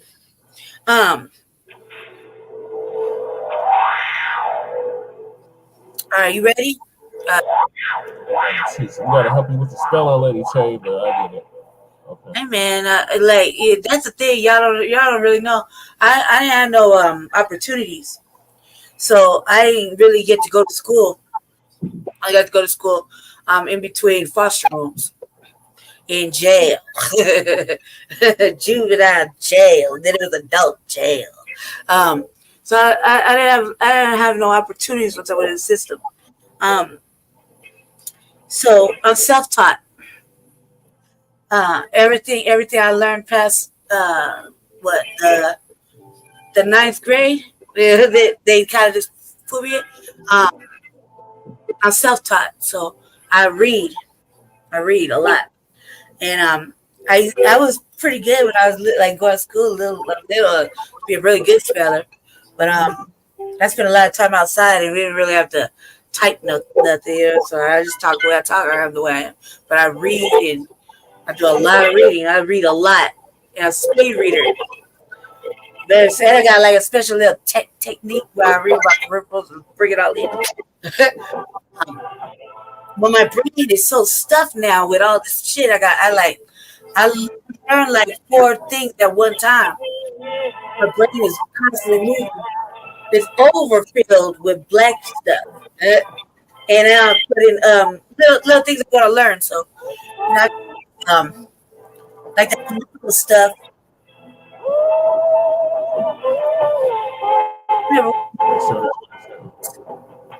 So, you can hear good through your speaker. Like, so yeah, my brain is stuffed, and then too, you know, for the people in our to be Oh, this came out the same year Black Sun was born, by the way. or the thing is, yeah, I gotta be super smart because I work harder than everybody. So everybody think I'm dumb. I'm not good enough. I'm always not good enough, but I work really hard, really hard. And it says something about a motherfucker that has more lived experience than actual book education. That speak to some shit, like a lot of shit, a lot of things. You have to pretty much tell you about it. Like yesterday, I heard something new, and I want to thoroughly add to my knowledge. I didn't really understand the Ten Commandments. It's not like the 48. It's not like the laws of my art or you know the, the law like that. It's something else. And I read the Bible every time I went to jail, but I read the Quran. You know? So I read the Bible a lot. There was all kind of versions, but I always had those questions like, man, who wrote this shit? Who wrote this shit? Yeah, there's a lot. Like, yeah, I don't know. I would read it, like, this is a good fantasy fiction book. And put it down. Right? It's like a never-ending tale, you know. And I read the Quran too. I read like 20 versions of the Quran. So, you know, but it was not, you know, to go so hard on the Bible. I'm just not hip. It's not, you know, not for me. But yeah, I was like, what I learned about the Ten Commandments, I was like, let me go find out some more, you know. And then it was going. I was hoping it was going to lead me to something else. Usually, that's how usually our reading works. And instead, shit, I backed that track up. I backed that track up, and I was like, oh, hell no. Like, and I was upset for a minute, just, you know. But yeah, I was on a learning escapade yesterday when I finally caught up to everything that I didn't know about on the that show that we popped on. So and then you know, when I popped on, Jesse was beefing with some fool in the chat. So they were going back and forth. It was like back and forth like table tennis. I was like, man, whatever he was talking about didn't make sense to me either. I was like word salad every time he said something. So, I don't even know. I was like, all these words together just look like word salad. Yeah, but other than that, I was like all last night. I was just catching up on all the way around on the news and shit that we really don't talk about because, you know, Black people we really don't expand on some shit that they're doing, you know, to our country, really, our communities, you know, like a whole cyber attack I didn't even know about. How, you know, there's a lot of shit. So I was on a study session yesterday, really. So my brain feels overwhelmed, like stuffed. And later on today, I had plans on doing an RVA because I had brought my sister on the other night, and she knew I was doing a show, and she was just yeah, it took its turn. And that's how she do what she hears. So when she hear it in the house, it's yeah. I would try to tell her something serious, and it go like that all night for days. So I was like, yeah, I couldn't carry on with my show and get back on track because it was too late, and I'm one of those type of people that I don't know. I get hungry. How you say, Jesse? Like I need to eat. I've been doing the most. Yeah, I've been doing the most for too long. Like talking shit back and forth, laughing, throwing out some knowledge, asking some questions, expanding out some opinions of mine. Just having a whole dialogue for a couple hours. I didn't even know I woke Jesse up. So I was just in the show. I didn't even know there was people in the chat. I was just in the conversation that I and her was having, and so I wasn't even paying attention. Yeah, I was like slow and uptake on all of that. But you're gonna go ahead and leave. You gotta pop down the. Yeah, here's what's Shabaka. Babe, can you finish playing the video? Yeah. Thank you. I don't have the access Shabaka, to. can you hear us? Yeah, what's going on? Okay, good. I can't see the see that because I can't see Shabaka's thing because you got the banner up. Okay, I'll take the banner down. Cool. I don't have access to shut it down either, so whenever you get back. Okay. Okay. Okay, cool. Is there anybody watching? Because I can't even see that. Then I'm just gonna carry on. Okay, cool. I'm just gonna act like you say cool. All right, okay. All right, Shabaka, listen to this. Because he says the wild ass shit about James Clyburn. Want to achieve the level of success that Jim Clyburn has achieved. It's not so much about what Jim Clyburn supports or advocates for South Carolinians or for the world, but what Jim Clyburn has been able to accomplish for Jim Clyburn. Jim Clyburn got elected back in 1990 and he never looked back. 15 times he's been reelected in a predominantly black majority district, the 6th district there in South Carolina, that has been gerrymandered to hell. In fact, according to the studies and research of ProPublica, the investigation unfolded and exposed that Jim Clyburn worked behind the scenes with Republicans to further gerrymander the district, to limit the power of black voters, constitute them into one group so they would have less influence over a number of districts, and also make it almost impossible to remove Jim Clyburn from power. Here goes the author of that article, Marilyn Thompson, as she sat down with Majority Report's Emma Vigeland, saying as much in her own words.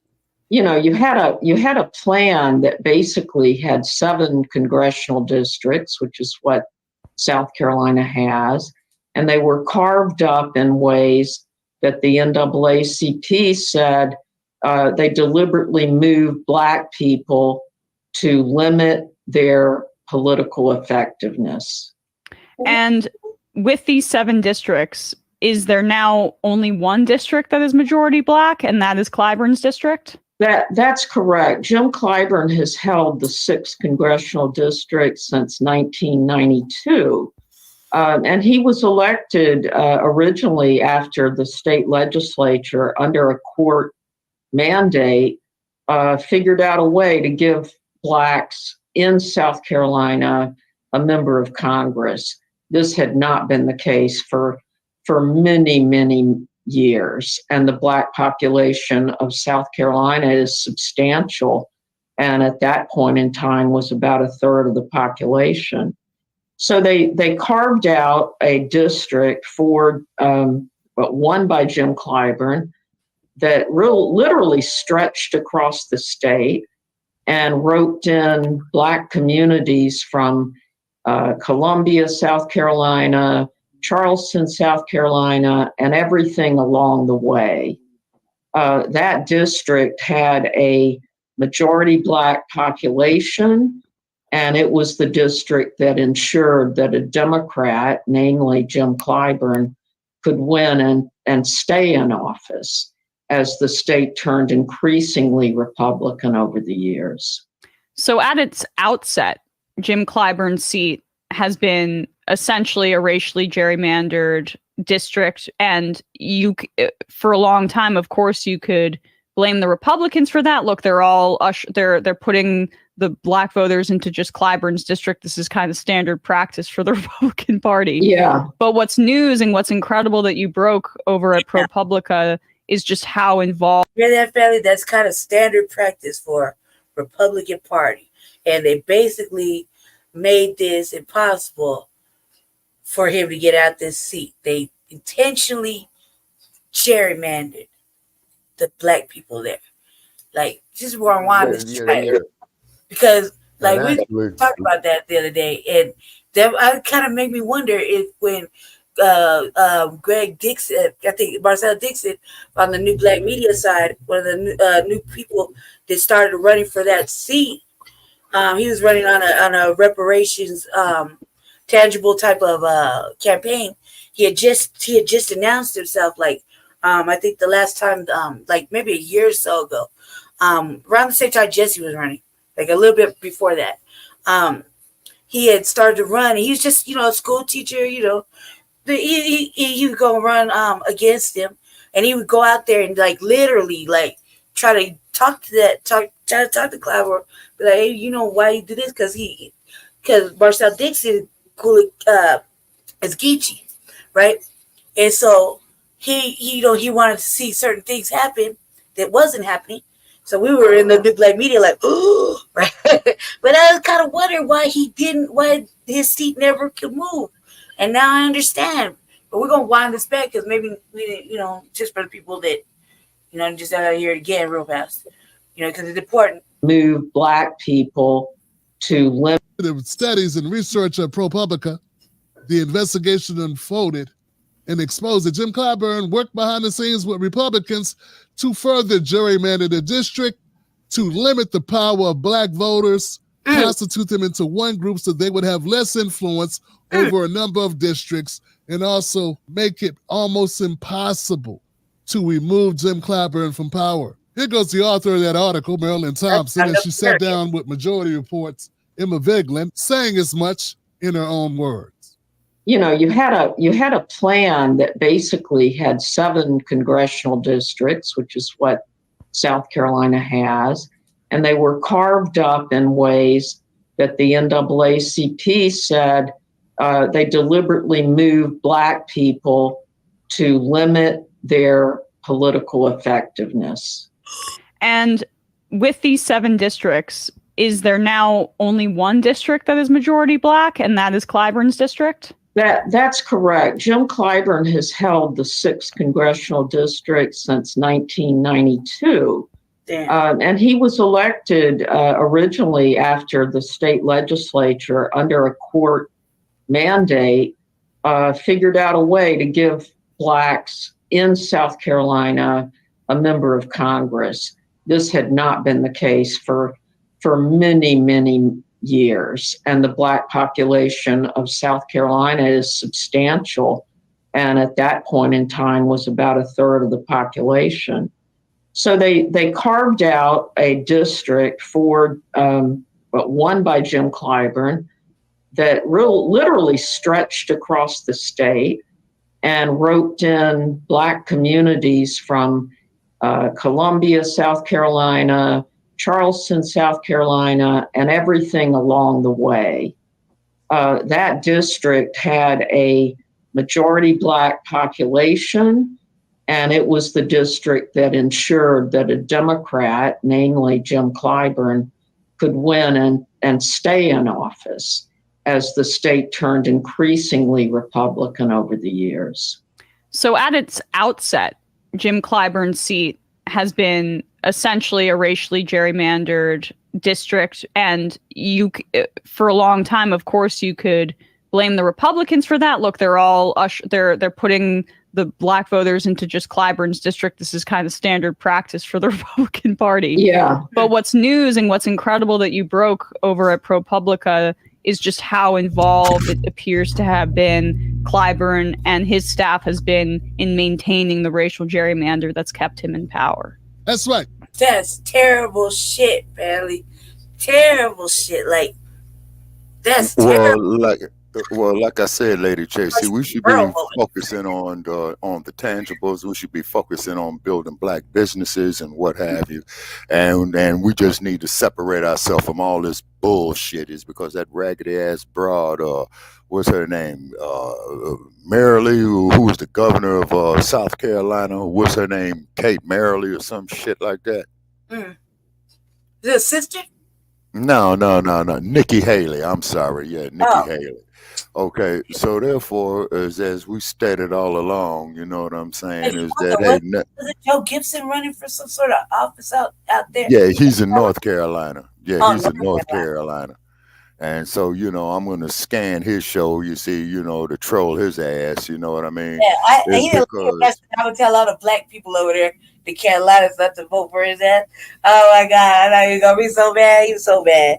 And then he offered me a job. I was like, I only work for black people.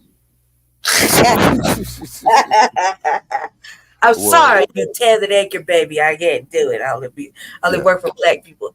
Yeah, but as I stated before, and will continue to state it, is that slavery contributed greatly to the gross national product of the United States, and I believe Dr. Dr.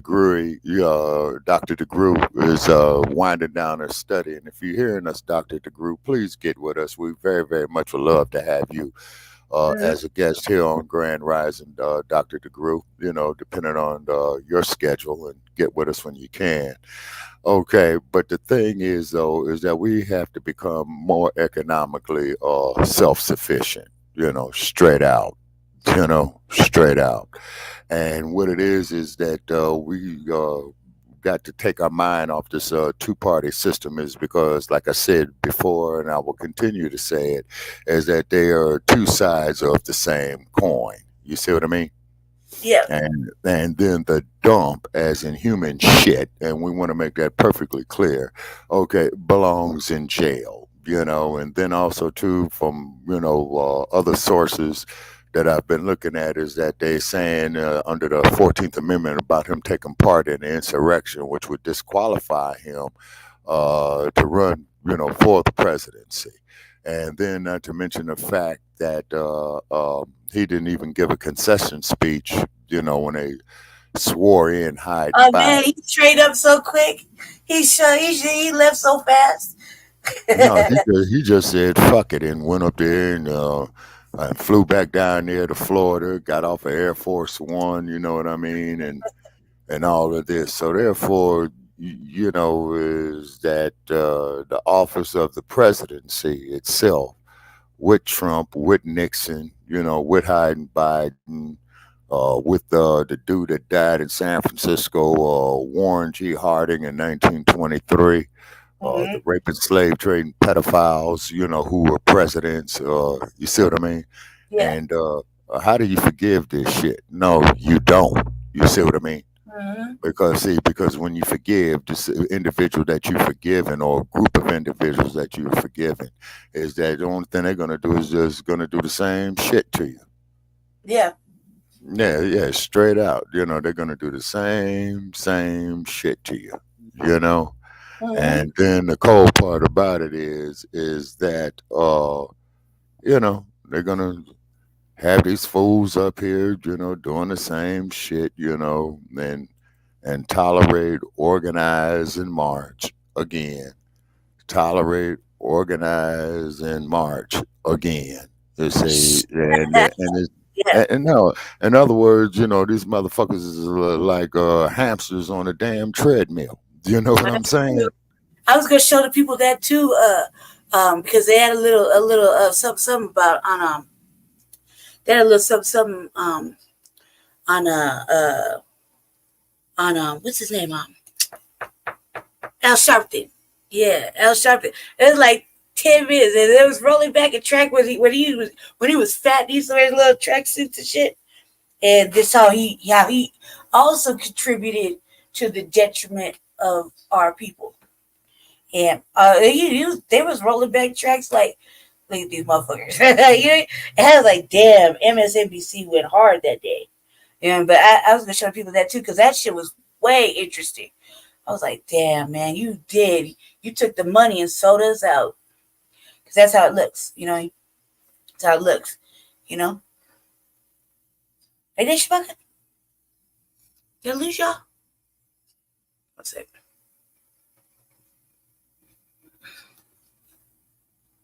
Oh, that's it. Okay. All right. Did I lose you guys? Did I lose you? Okay. Oops. I got come in on the wrong spot. Oh no, I think I didn't. Let me see. Okay. Oh no. I'm not asking. Let me see. Hold up, Ellie. Just whoever's in here, just I gotta be able to control the background real whatever best. 1 second, Ellie.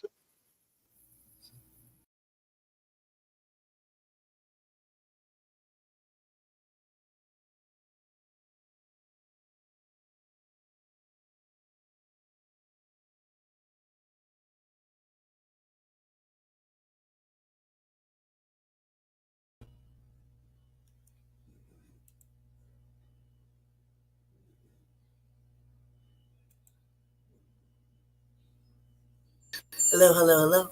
Let's see if everybody can see me. Oh, okay. All right. Let's see. Got his back up there. Yeah. Okay. And where you at, Black Son? You know what I'm saying? My fault. Yeah, okay. I'm on the right show. I'm on the right show. I just want to make sure because I didn't know that there was the background was in the back. My fault. I had to come in from the back end so that I can I believe this is mine. Let me see. I can't tell because I can't tell if it's which one's moving or not.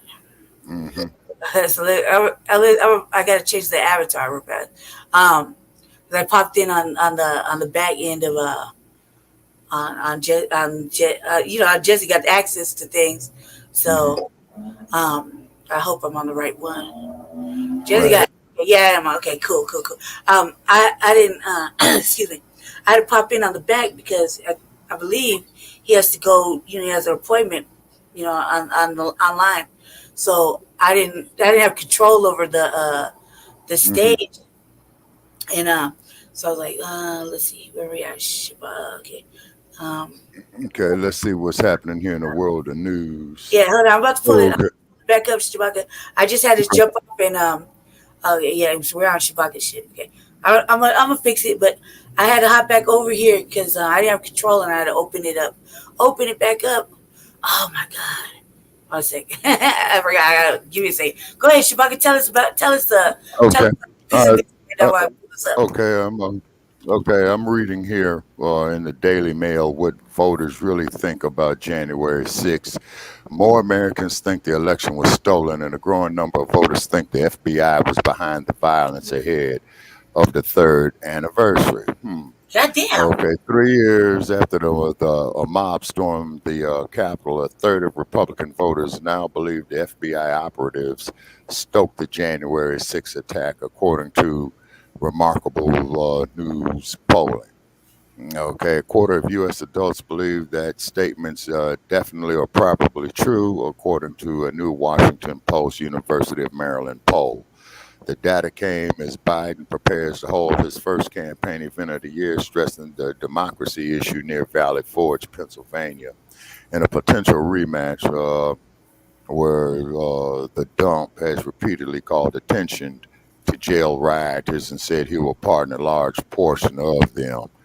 Okay, survey takers asked respondents, do you think it is true or false that FBI operatives organized and encouraged the attack on the U.S. Capitol on January 6, 2021?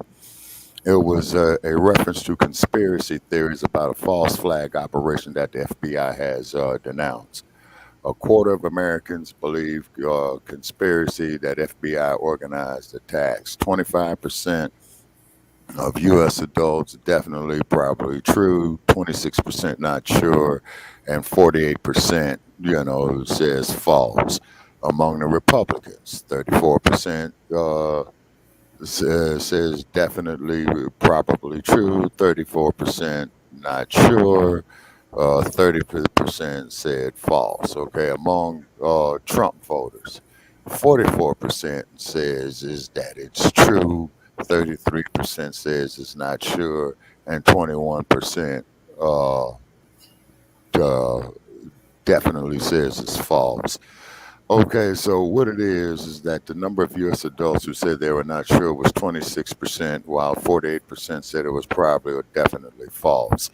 Okay, so what's happening is, ladies and gentlemen, is that in this article, this statement is that about 700 January 6th protesters pleading guilty to charges including trespassing on Capitol grounds, assault on police officers.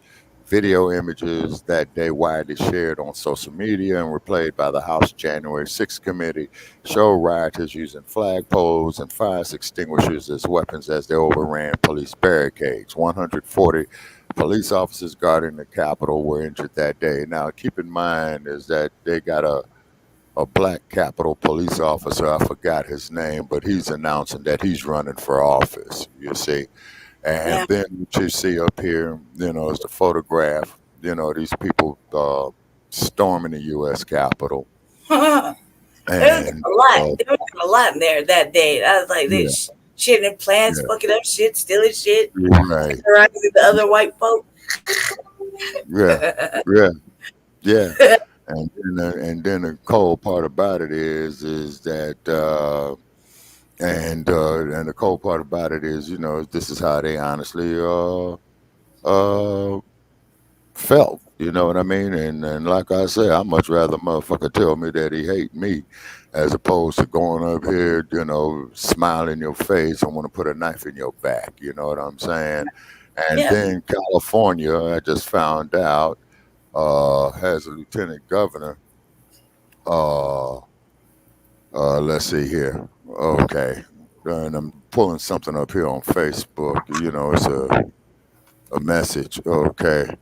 All righty. And Brother Che is saying right here. Yeah, this message. I know. I don't know, but I think I know. I saw it too, but I wasn't going to say anything. I was just going to let us be over here. Let us be over here. And what have you, I'm on it. I just got in here. Yeah, I'm on it. Okay, Brother Perry says I only streamed it to our platforms. Okay, yeah, all right. Thank you. Change the banners, Lady Che. Is what he's saying. I will. I just got in here. I just got in here. Yeah, no.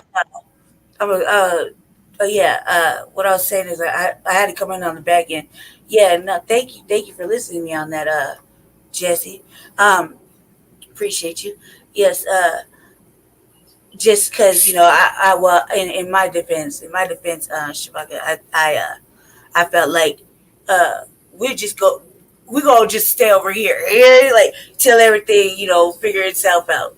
We ain't gonna stop the growth of what Jesse's trying to do. You know what I mean? Just because I'm pretty much on the same alignment without even talking. Like, okay, I'm cool.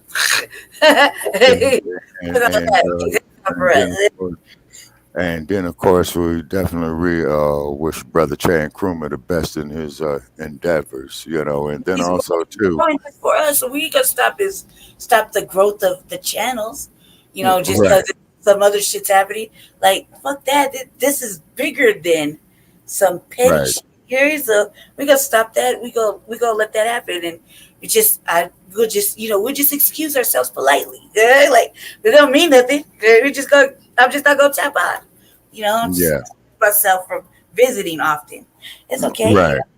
Yeah. And then too, and then like I said, this year, we're gonna try to improve what we're doing and what have you. You know what I'm saying? And unfortunately, Black family, as this colorism shit is coming back, okay, and which is really a travesty. You see what I mean? And then, of course, you get these individuals like Joe Gibson and all this shit because, see, this shit of inclusion is an illusion. And Dr. Anderson, Claude Anderson warned us, about 8 years ago on it. And what the good doctor has said, it's coming to pass now. You see, it's coming to pass. And this is why, Hollywood, major media companies, you know what I'm saying, they're coming up with this all-inclusive bullshit, which is perhaps one of the biggest damn lies, that they got going on. You know what I mean? Mm-hmm. And as I stated, I cannot go before the ancestors holding my head high since I'm in my twilight years, knowing that I did not do my best to relate to the generations after me of the stuff that I've lived through. You see, and that's real walkie-talkie right there. And then of course and shout out to all the little eyeball That's me. watchers. Yeah, thank you very much. That's me. Hey, Shabaka, turn your camera off so you could so your avatar show. Okay, say that again. Turn your camera off so your avatar show like mine does. Okay, Like well just I got my camera off. turn it off on the StreamYard where it says mute, start cam, settings, stop screen on the bottom.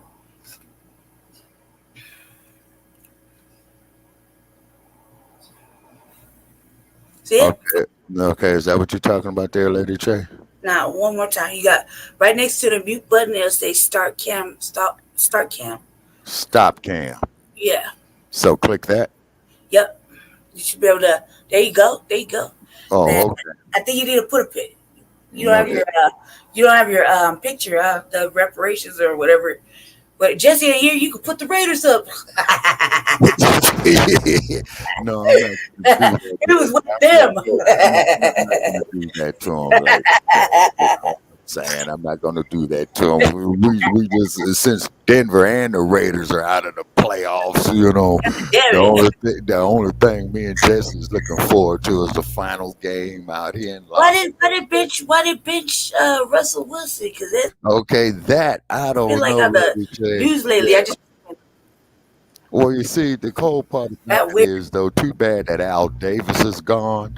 You see what I mean? Because his philosophy was just win, baby, just win. But his son inherited the team, you know what I mean? And I think the coach, I don't think they hire him again. Interim coach, I don't think they're hiring him again. But I'll keep you posted. I'll go get today's Las Vegas. See what that is. Okay, now My what fault. Okay, let me see. Okay, yeah, you came in. I don't know what it is, but yeah, I heard the yeah. I'm sorry. I And thought so that background was ours, but my fault. Let me pick the right one because I was like, let's play at the bottom. It's MD's. My fault, MD. I'm sorry. I gotta find ours. Is there's like a million on the back. We could use it's generalized. Yeah, no, I don't know why, but I saw it in the news, and I thought it was some shit. I was like, that's kind of late in the game to be benching somebody, yeah, yeah. But it is like what it real is. late in the season. I Yeah, wonder what but that's as I about. I never had stated, a chance to ask Jesse though, or J yeah, Mill, okay, all or right, but Savage. okay, All but our as I friends, stated, no chance. okay, but as I stated before, Lady Ch, is that this is the more reason we need to form our own professional sports leagues. Put the Raiders up there because you yeah. Put the Raiders up there. No, I'm not gonna do You're that. supposed to There, be somewhere, Mister. okay, Jesse says the No, hell no. with the I game. told him Man, they need to he's a put the back ponies lurky. back in Oh, the barn. great shit. They need to put the ponies back Yeah, in yeah. the See, barn. I didn't You think he know was what I'm listening. saying? And so far, it looks like Yes, that you're Jay supposed to be Militant doing had something ticketed else. that everybody's going to be traveling to San Francisco. You know what I mean? Okay, I was like, go ahead. so I probably need to go over here and take a look at the I did sports it. book. Yep. Yeah, Candy like downtown Las Vegas with a sports book act just for oh, nostalgia. But I just want to say in 2023, that year is history now. We've had a lot of obstacles. on your page. Huh? He said, negotiate his contract. Well, yeah, why should he? Okay, Russell I got wouldn't. benched because he refused I to wouldn't. renegotiate his contract with the Broncos. Whoa. And Jesse is saying here, use the weird blue background. What's the weird blue background, Brother Che? Lady Che.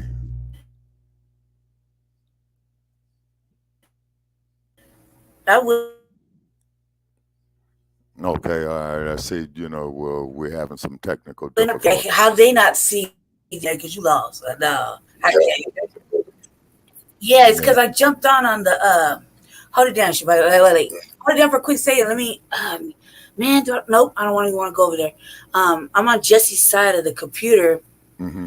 I understand, Jesse. I try to do it, but I jumped over here on the green side of things, and for some reason the DuckDuckGo does not agree with the StreamYard. It does this shit on this side.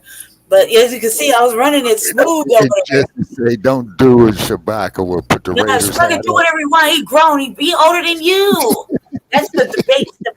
I be like that. I be talking shit in his back. I'm like, why you talking? I was like, he's older than you. And he's like, you can't do well, like I said, I'll put it up there. When the ponies go back into the barn for the seasons, I and hope they get some more apples. In the background. And then when the Raiders, go back out there into the desert sea, you know what I'm saying?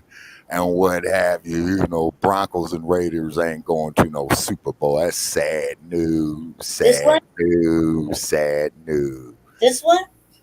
Yeah, no, because everybody's going to have to travel to San Francisco in the NFC, Lady Che.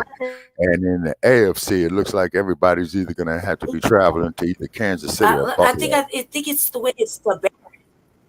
Hold on, let me pull up here the standings right here. Okay. Yeah. Okay. Okay, I see. Okay. And no, it's just standings. Okay. All right. Here's the NFL playoff picture for 2024. Okay. So let's see. Projected playoff future. Okay. You got the Ravens #1 playing Frisco.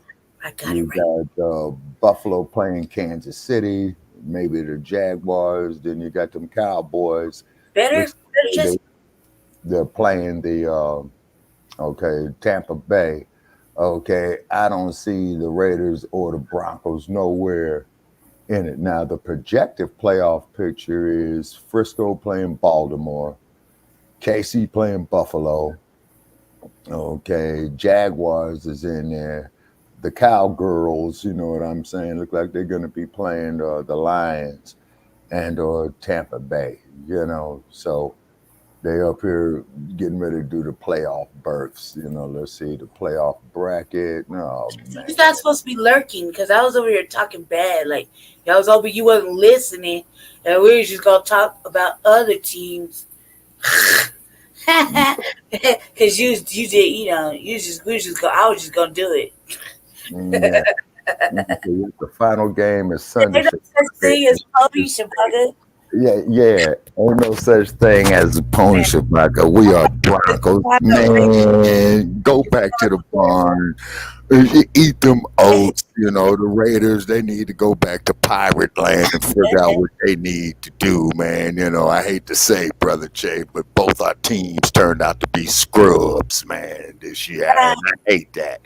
And maybe you should put a pirate on your little pony back and take it back to state. No, I'm not gonna do that. Since you're loud, they put the ponies back in the barns, he's in the background, okay. And then the Raiders, you know what I'm saying? They got to tear down and rebuild the team. They got to start all over again. And I don't think the coach, is getting a full-time job.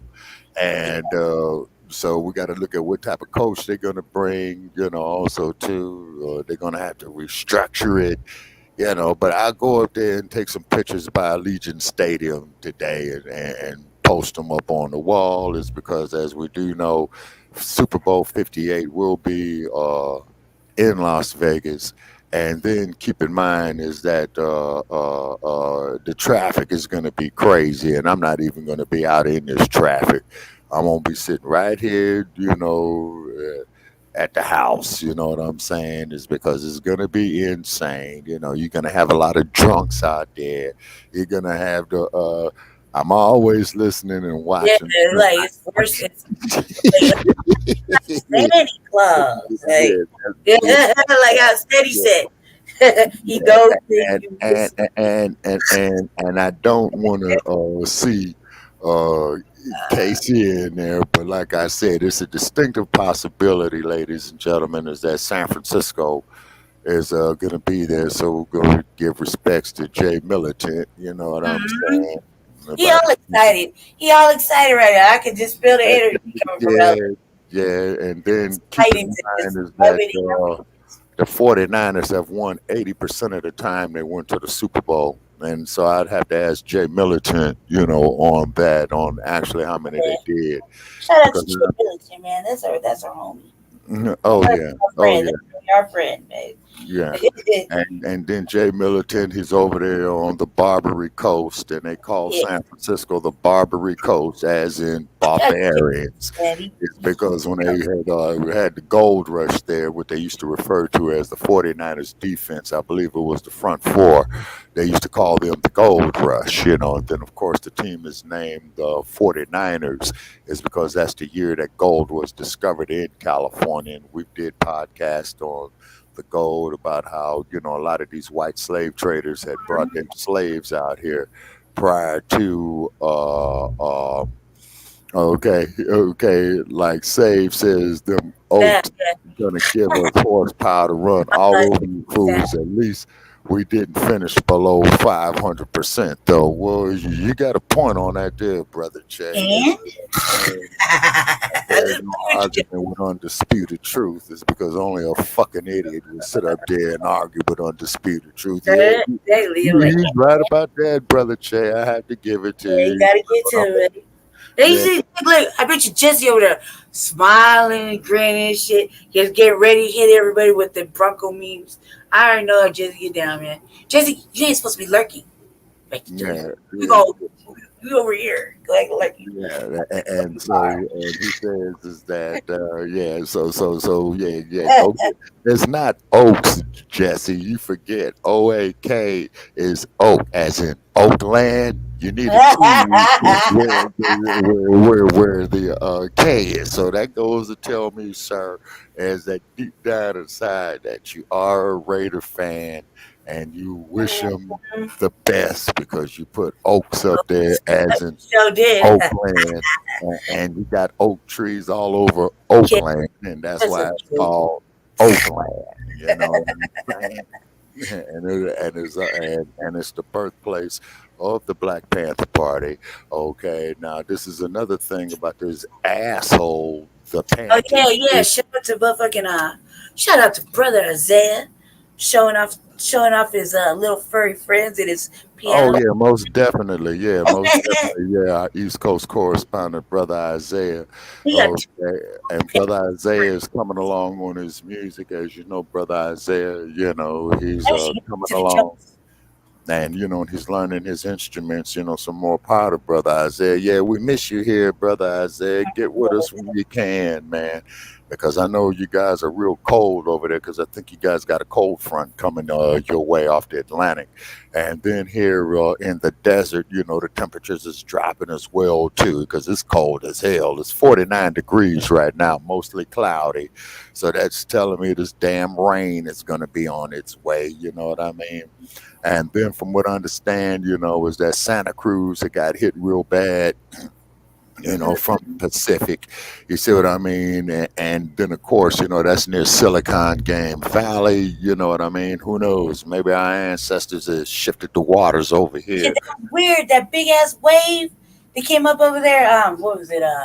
Venice? No, that was, wait a minute. It was either, because Southern California got hit with it as well, too. Them white folk were running, though. They was running and looking back like, oh, my God. Yeah. That Pacific has no mercy, ladies. The wave was high. They're like, it's like, it's just like, Yeah, maybe the ancestors decided to shift the tide a little bit and ask the Almighty, to flood Hollywood. You know what I'm saying? It's because it starts raining up there, then that's when you get all the mudslides. You say it's yeah. Okay, Jesse says oats, damn tablet. Okay. Yeah. They miskey all this shit. You know what I'm saying? They miskey all this shit on purpose. You know what I'm Jesse saying? gave me a motherfucking a face mask that was the Raiders, right? And I was like, huh, why you got this, Mr. Bronco fan? But I know now we know it's a secret. Yeah. Well, see, brother Joe, we do know, sir, that you are a Pan-Africanist and have strong black pride, sir. And we appreciate you, sir, showing your black pride for Oakland is because it was the birthplace of the Black Panther Party. Right. You see what I'm saying? You know, so we appreciate that there, brother Joe. You understand you want to put it under orange and blue and all that. We get it. But we see you see that it's under the shirt. Oh yeah, okay. And then to mention the fact, you know, before the scandemic pandemic had came into effect and that it messed up the economy, you know, we were supposed to rendezvous up there at UC Berkeley because Ann Coulter was supposed to speak, who was a devout white supremacist and racist, and yeah, and I'm saying it here on the. And there's some shit going on over there too, on the news at Berkeley. Yeah, well, Berkeley, Lady Che, let me tell you something. If you have any political cause, okay, if you want to get notoriety on anything, start at Berkeley or California. Man, you're not even in California right now. I was gonna tell you that motherfucking Cornell West was gonna be at Leimert Park. Oh yeah. That's in Los Angeles. Yeah, but keep in mind though too. You ain't in California right now. Yeah, but keep in mind I did see some telemetry over the net is that they had made a section, if I'm not mistaken, and anybody please correct me if I'm wrong, is that they had made Malcolm X Street or Malcolm X Boulevard, I think. You know. Yeah. What I mean? And I do know is that in Los Angeles there was a street. Yeah, you walk down there. Yeah, because they got a street named after Obama out there too, and I'm trying to remember the name of the street or what it was before. It wasn't Exposition. Oh, it was Coliseum. They used to call the street Coliseum, and then they turned it into Obama Boulevard, I believe. It was over there by the jungles. And if anybody ever saw the movie with Denzel Washington called Training Day, the last scene of the movie where Denzel said that infamous line that King Kong ain't got shit on him, that was in the jungle. Yeah. Yeah. You know, and then also too for 2024 we need much more. You know, I am appealing, you know, to all the crews out there and the organizations. We gotta organize. Older. Yeah, 1960, 1970. Yes, because black films were none but oh yeah, the older black films. I was right, like I think it's yeah. Can you hear me, Shabaka? Yeah, I hear you loud and clear. Yeah, you talking. Yeah. Hold it. Yeah. Hold it down, Shabaka. I'm gonna switch to the purple side because it's breaking up on this side of it's on the same computer, but for some reason on Jesse's profile page that he accesses the internet when he's here. Okay. It's polite. It's good. It's a good thing. You know, people need to be able to get on the computer when they're busy and go to their designated spots. And I was finding the clip for YouTube right now, the clip that's on the screen. I had to go over there. I had to go over to Jesse's YouTube, and I'm scrolling, and I'm like, damn, Jesse got all the good shit. I always say that every time I come over there because it seems like I'm not getting any feeds at all, like any new feeds. And Jesse just he does everything's over there. He got all the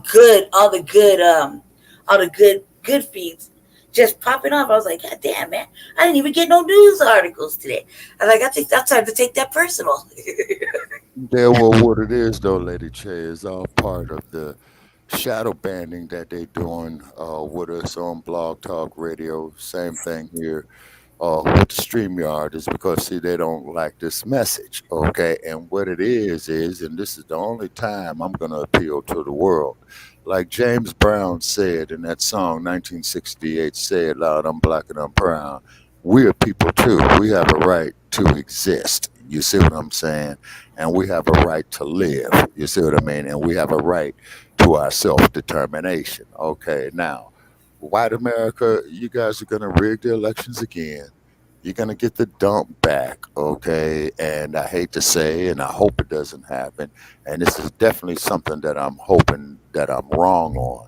You say, is because, and let's be real, Nikki Haley, Ron DeSantis, you know what I'm saying? You know, they represent truly of how white America feels about us. So all you Clyburns and Tim Scotts and all you brain dead ass Negroes, you're getting ready to get bit in the ass badly, or worse than the police dogs did in Birmingham, worse than the police dogs did down in Raleigh, North Carolina. You know what I'm saying? And then, John Lewis, may he rest in peace, you know, but he's talking about good trouble as he goes up there and gets his head busted in, laid out there on the sidewalk, which was the Edmund Pettus Bridge. I mean, how do you, we as a people, forgive this shit? Okay, when no other group would forgive that type of shit if it was imposed upon them. You see what I mean? And then you got all these backdoor deals going on, you know what I'm saying? You know, all this skullduggery and all this old type of shit. You know what I mean? And I mean, look at Warren G. Harding. You know, he died in San Francisco in 1923, and Warren G. Harding wasn't shit. Okay, let's Google this motherfucker. Warren G. Harding. Okay. Yeah, you know, yeah, probably related to the old Trumpster right there. Okay. Warren G. Harding. Now, ain't this a bitch? Now, Walmart has got photographs they want to sell of Warren G. Harding. Well, you know, Walmart, we ain't advertising that bullshit. Let's see here what it says here on Wikipedia. Warren Gamaliel Harding, November 2nd, 1865. So he was born at the end of the Civil War, and he died August 2nd, 1923. And he was the 29th president of the United States, serving from 1921 to 1923, a member of the Republican Party. He is one of the most popular sitting U.S. presidents. After his death, a number of scandals were exposed, including Teapot Dome, as well as an extramarital affair with someone named Nan Britton, which tarnished his reputation. Harding lived in rural Ohio all his life, except when political service took him elsewhere. As a young man, he bought the Marion Star and built it into a successful newspaper. Harding served in the Ohio State Senate from 1900 to 1904 and was lieutenant governor for 2 years. He was defeated for governor in 1910, but was elected to the U.S. Senate in 1914, the state's first direct election for that office. Harding ran for the Republican nomination for president in 1920, but was considered a long shot before the convention. When the leading candidate could not garner a majority in the convention deadlock, support for Harding increased, and he was nominated on the 10th ballot. He conducted a front porch campaign, remaining mostly in Marion, Ohio, and allowed the people to come to him. He promised a return to normalcy of the pre-World War I period, and won in a So you calm down, I was just playing. Jesus. yeah, and won in a landslide over Democrat James M. Cox to become the first sitting senator elected president.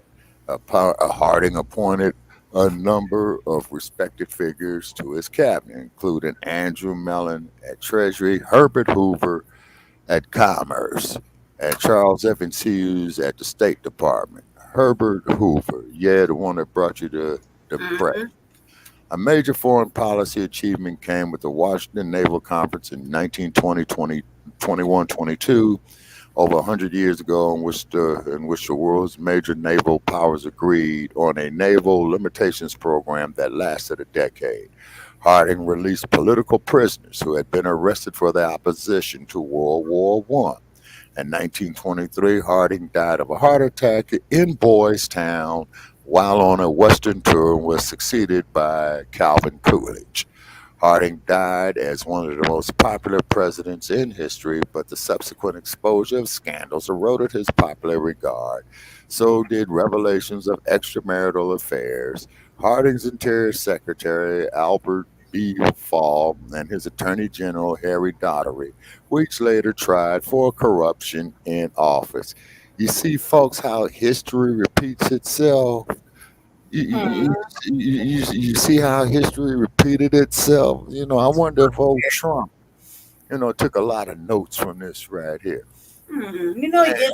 And then, in the trials, greatly damaged Harding's posthumous reputation. His historical rankings for U.S. presidents during the decades after his term in office, Harding was often rated amongst the worst. Okay. All righty. So you could put Harding there in the same category as, let's see, Donald Trump. You could put him there in the same category as Ronald Reagan. You know what I mean? Mm-hmm. And we're not going to read up on this fool's early childhood and all that. Okay, the Teapot Dome scandal. And then he was from Marion, Ohio. But, it just goes to show, ladies and gentlemen, of how history repeats itself. You know what I'm saying? Yeah. And it's just incredible. You know what I mean? And let's see if we got any comments here in the chat. Yeah, I was just over typing back to Jesse because I was playing. That's what I said when I said it. I was just playing. I'll play this video real quick. Finish playing this video. Okay. And then we close down. Then in a little while later, I'm gonna do something brand new. I'm gonna bring the RVA because I already got it. I got one ready. Because I'm just really just gonna go over show what I was supposed to be showing the other night, which was the homeless sweep, the big homeless sweep. Right. They had Jesse, me and Jesse, kind of irate. Mm-hmm. Yeah, it was okay, but I'm gonna go on the RVA like an hour after I get done. After I finish this video, we gonna close out, and then I'm gonna get off the thing because I'm confused. I jumped in on the back, like I didn't set up the show, so everything's kind of there's so many banners. Down to $35 a month. My late wife died. Oh, that's it. Even though the black community, by and large, sure he is the HNIC. Oh yeah. Head nigga in charge. I didn't know he's that Jim Clyburn is someone who fights for the Democratic Party, not for the people. Yeah, Jim Clyburn endorsed Joe Biden. He made it very clear it was for Joe Biden. All right. Congressman Jim Clyburn. I know Jim. That's oh man.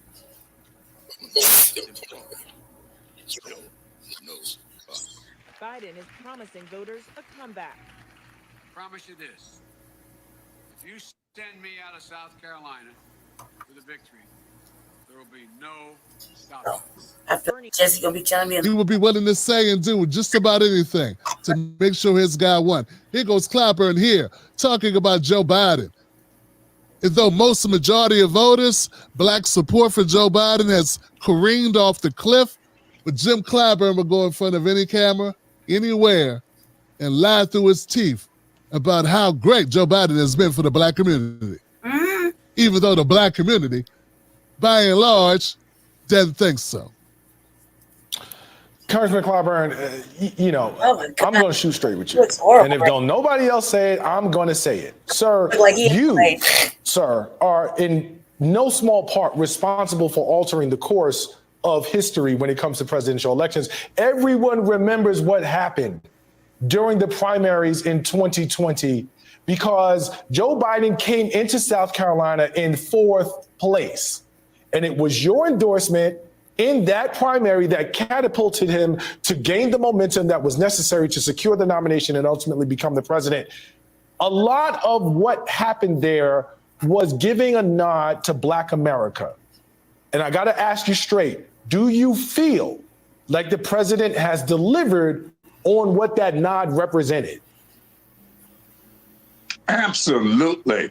You can go down by the numbers, starting with the Rescue Act, getting our schools reopened, getting our businesses back on their feet. He did the things that were necessary, bringing over half of the children who were living in poverty, and much as a result of COVID-19, brought them out of poverty with the rescue plan. Then he moved with the largest infrastructure bill that we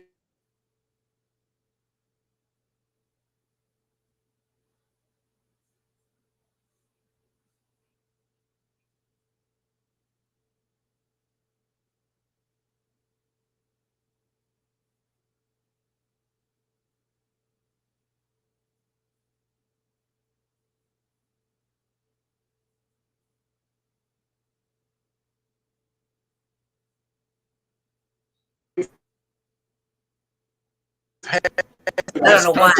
Then he went with the inflation reduction.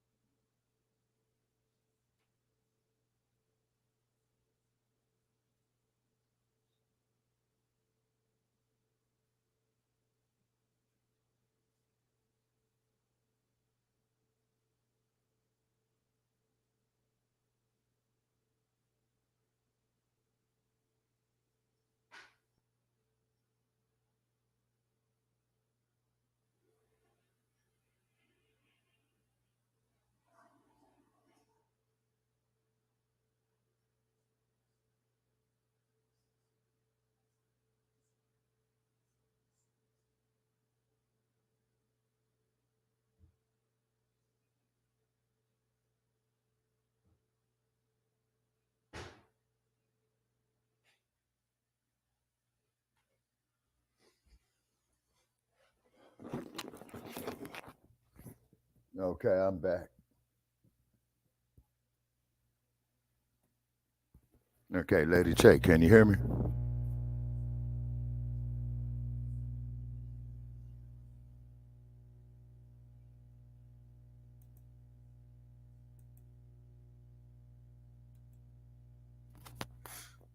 Lady Che, can you hear me?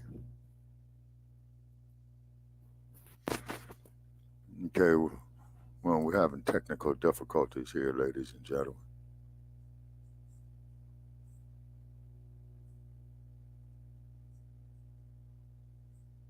Yeah, we're having technical difficulties right here.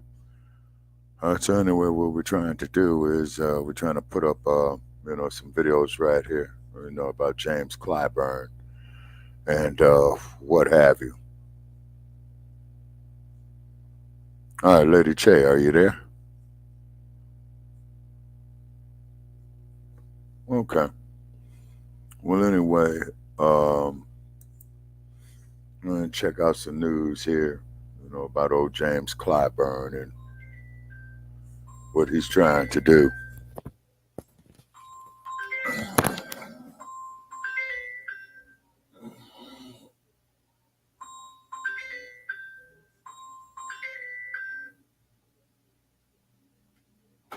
Hello? What's up, man? Hey, what's going on, Golden? What's happening with you, man? Oh, yeah. Well, you can have California, bro. I don't do the petitions no more, man. Oh, yeah, absolutely, man. I hear you, man.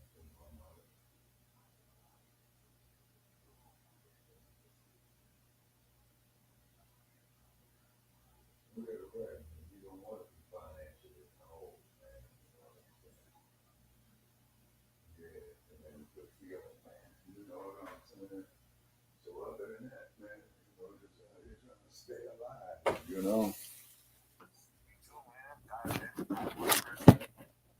Damn, man, you know what I'm saying? That's not good, man.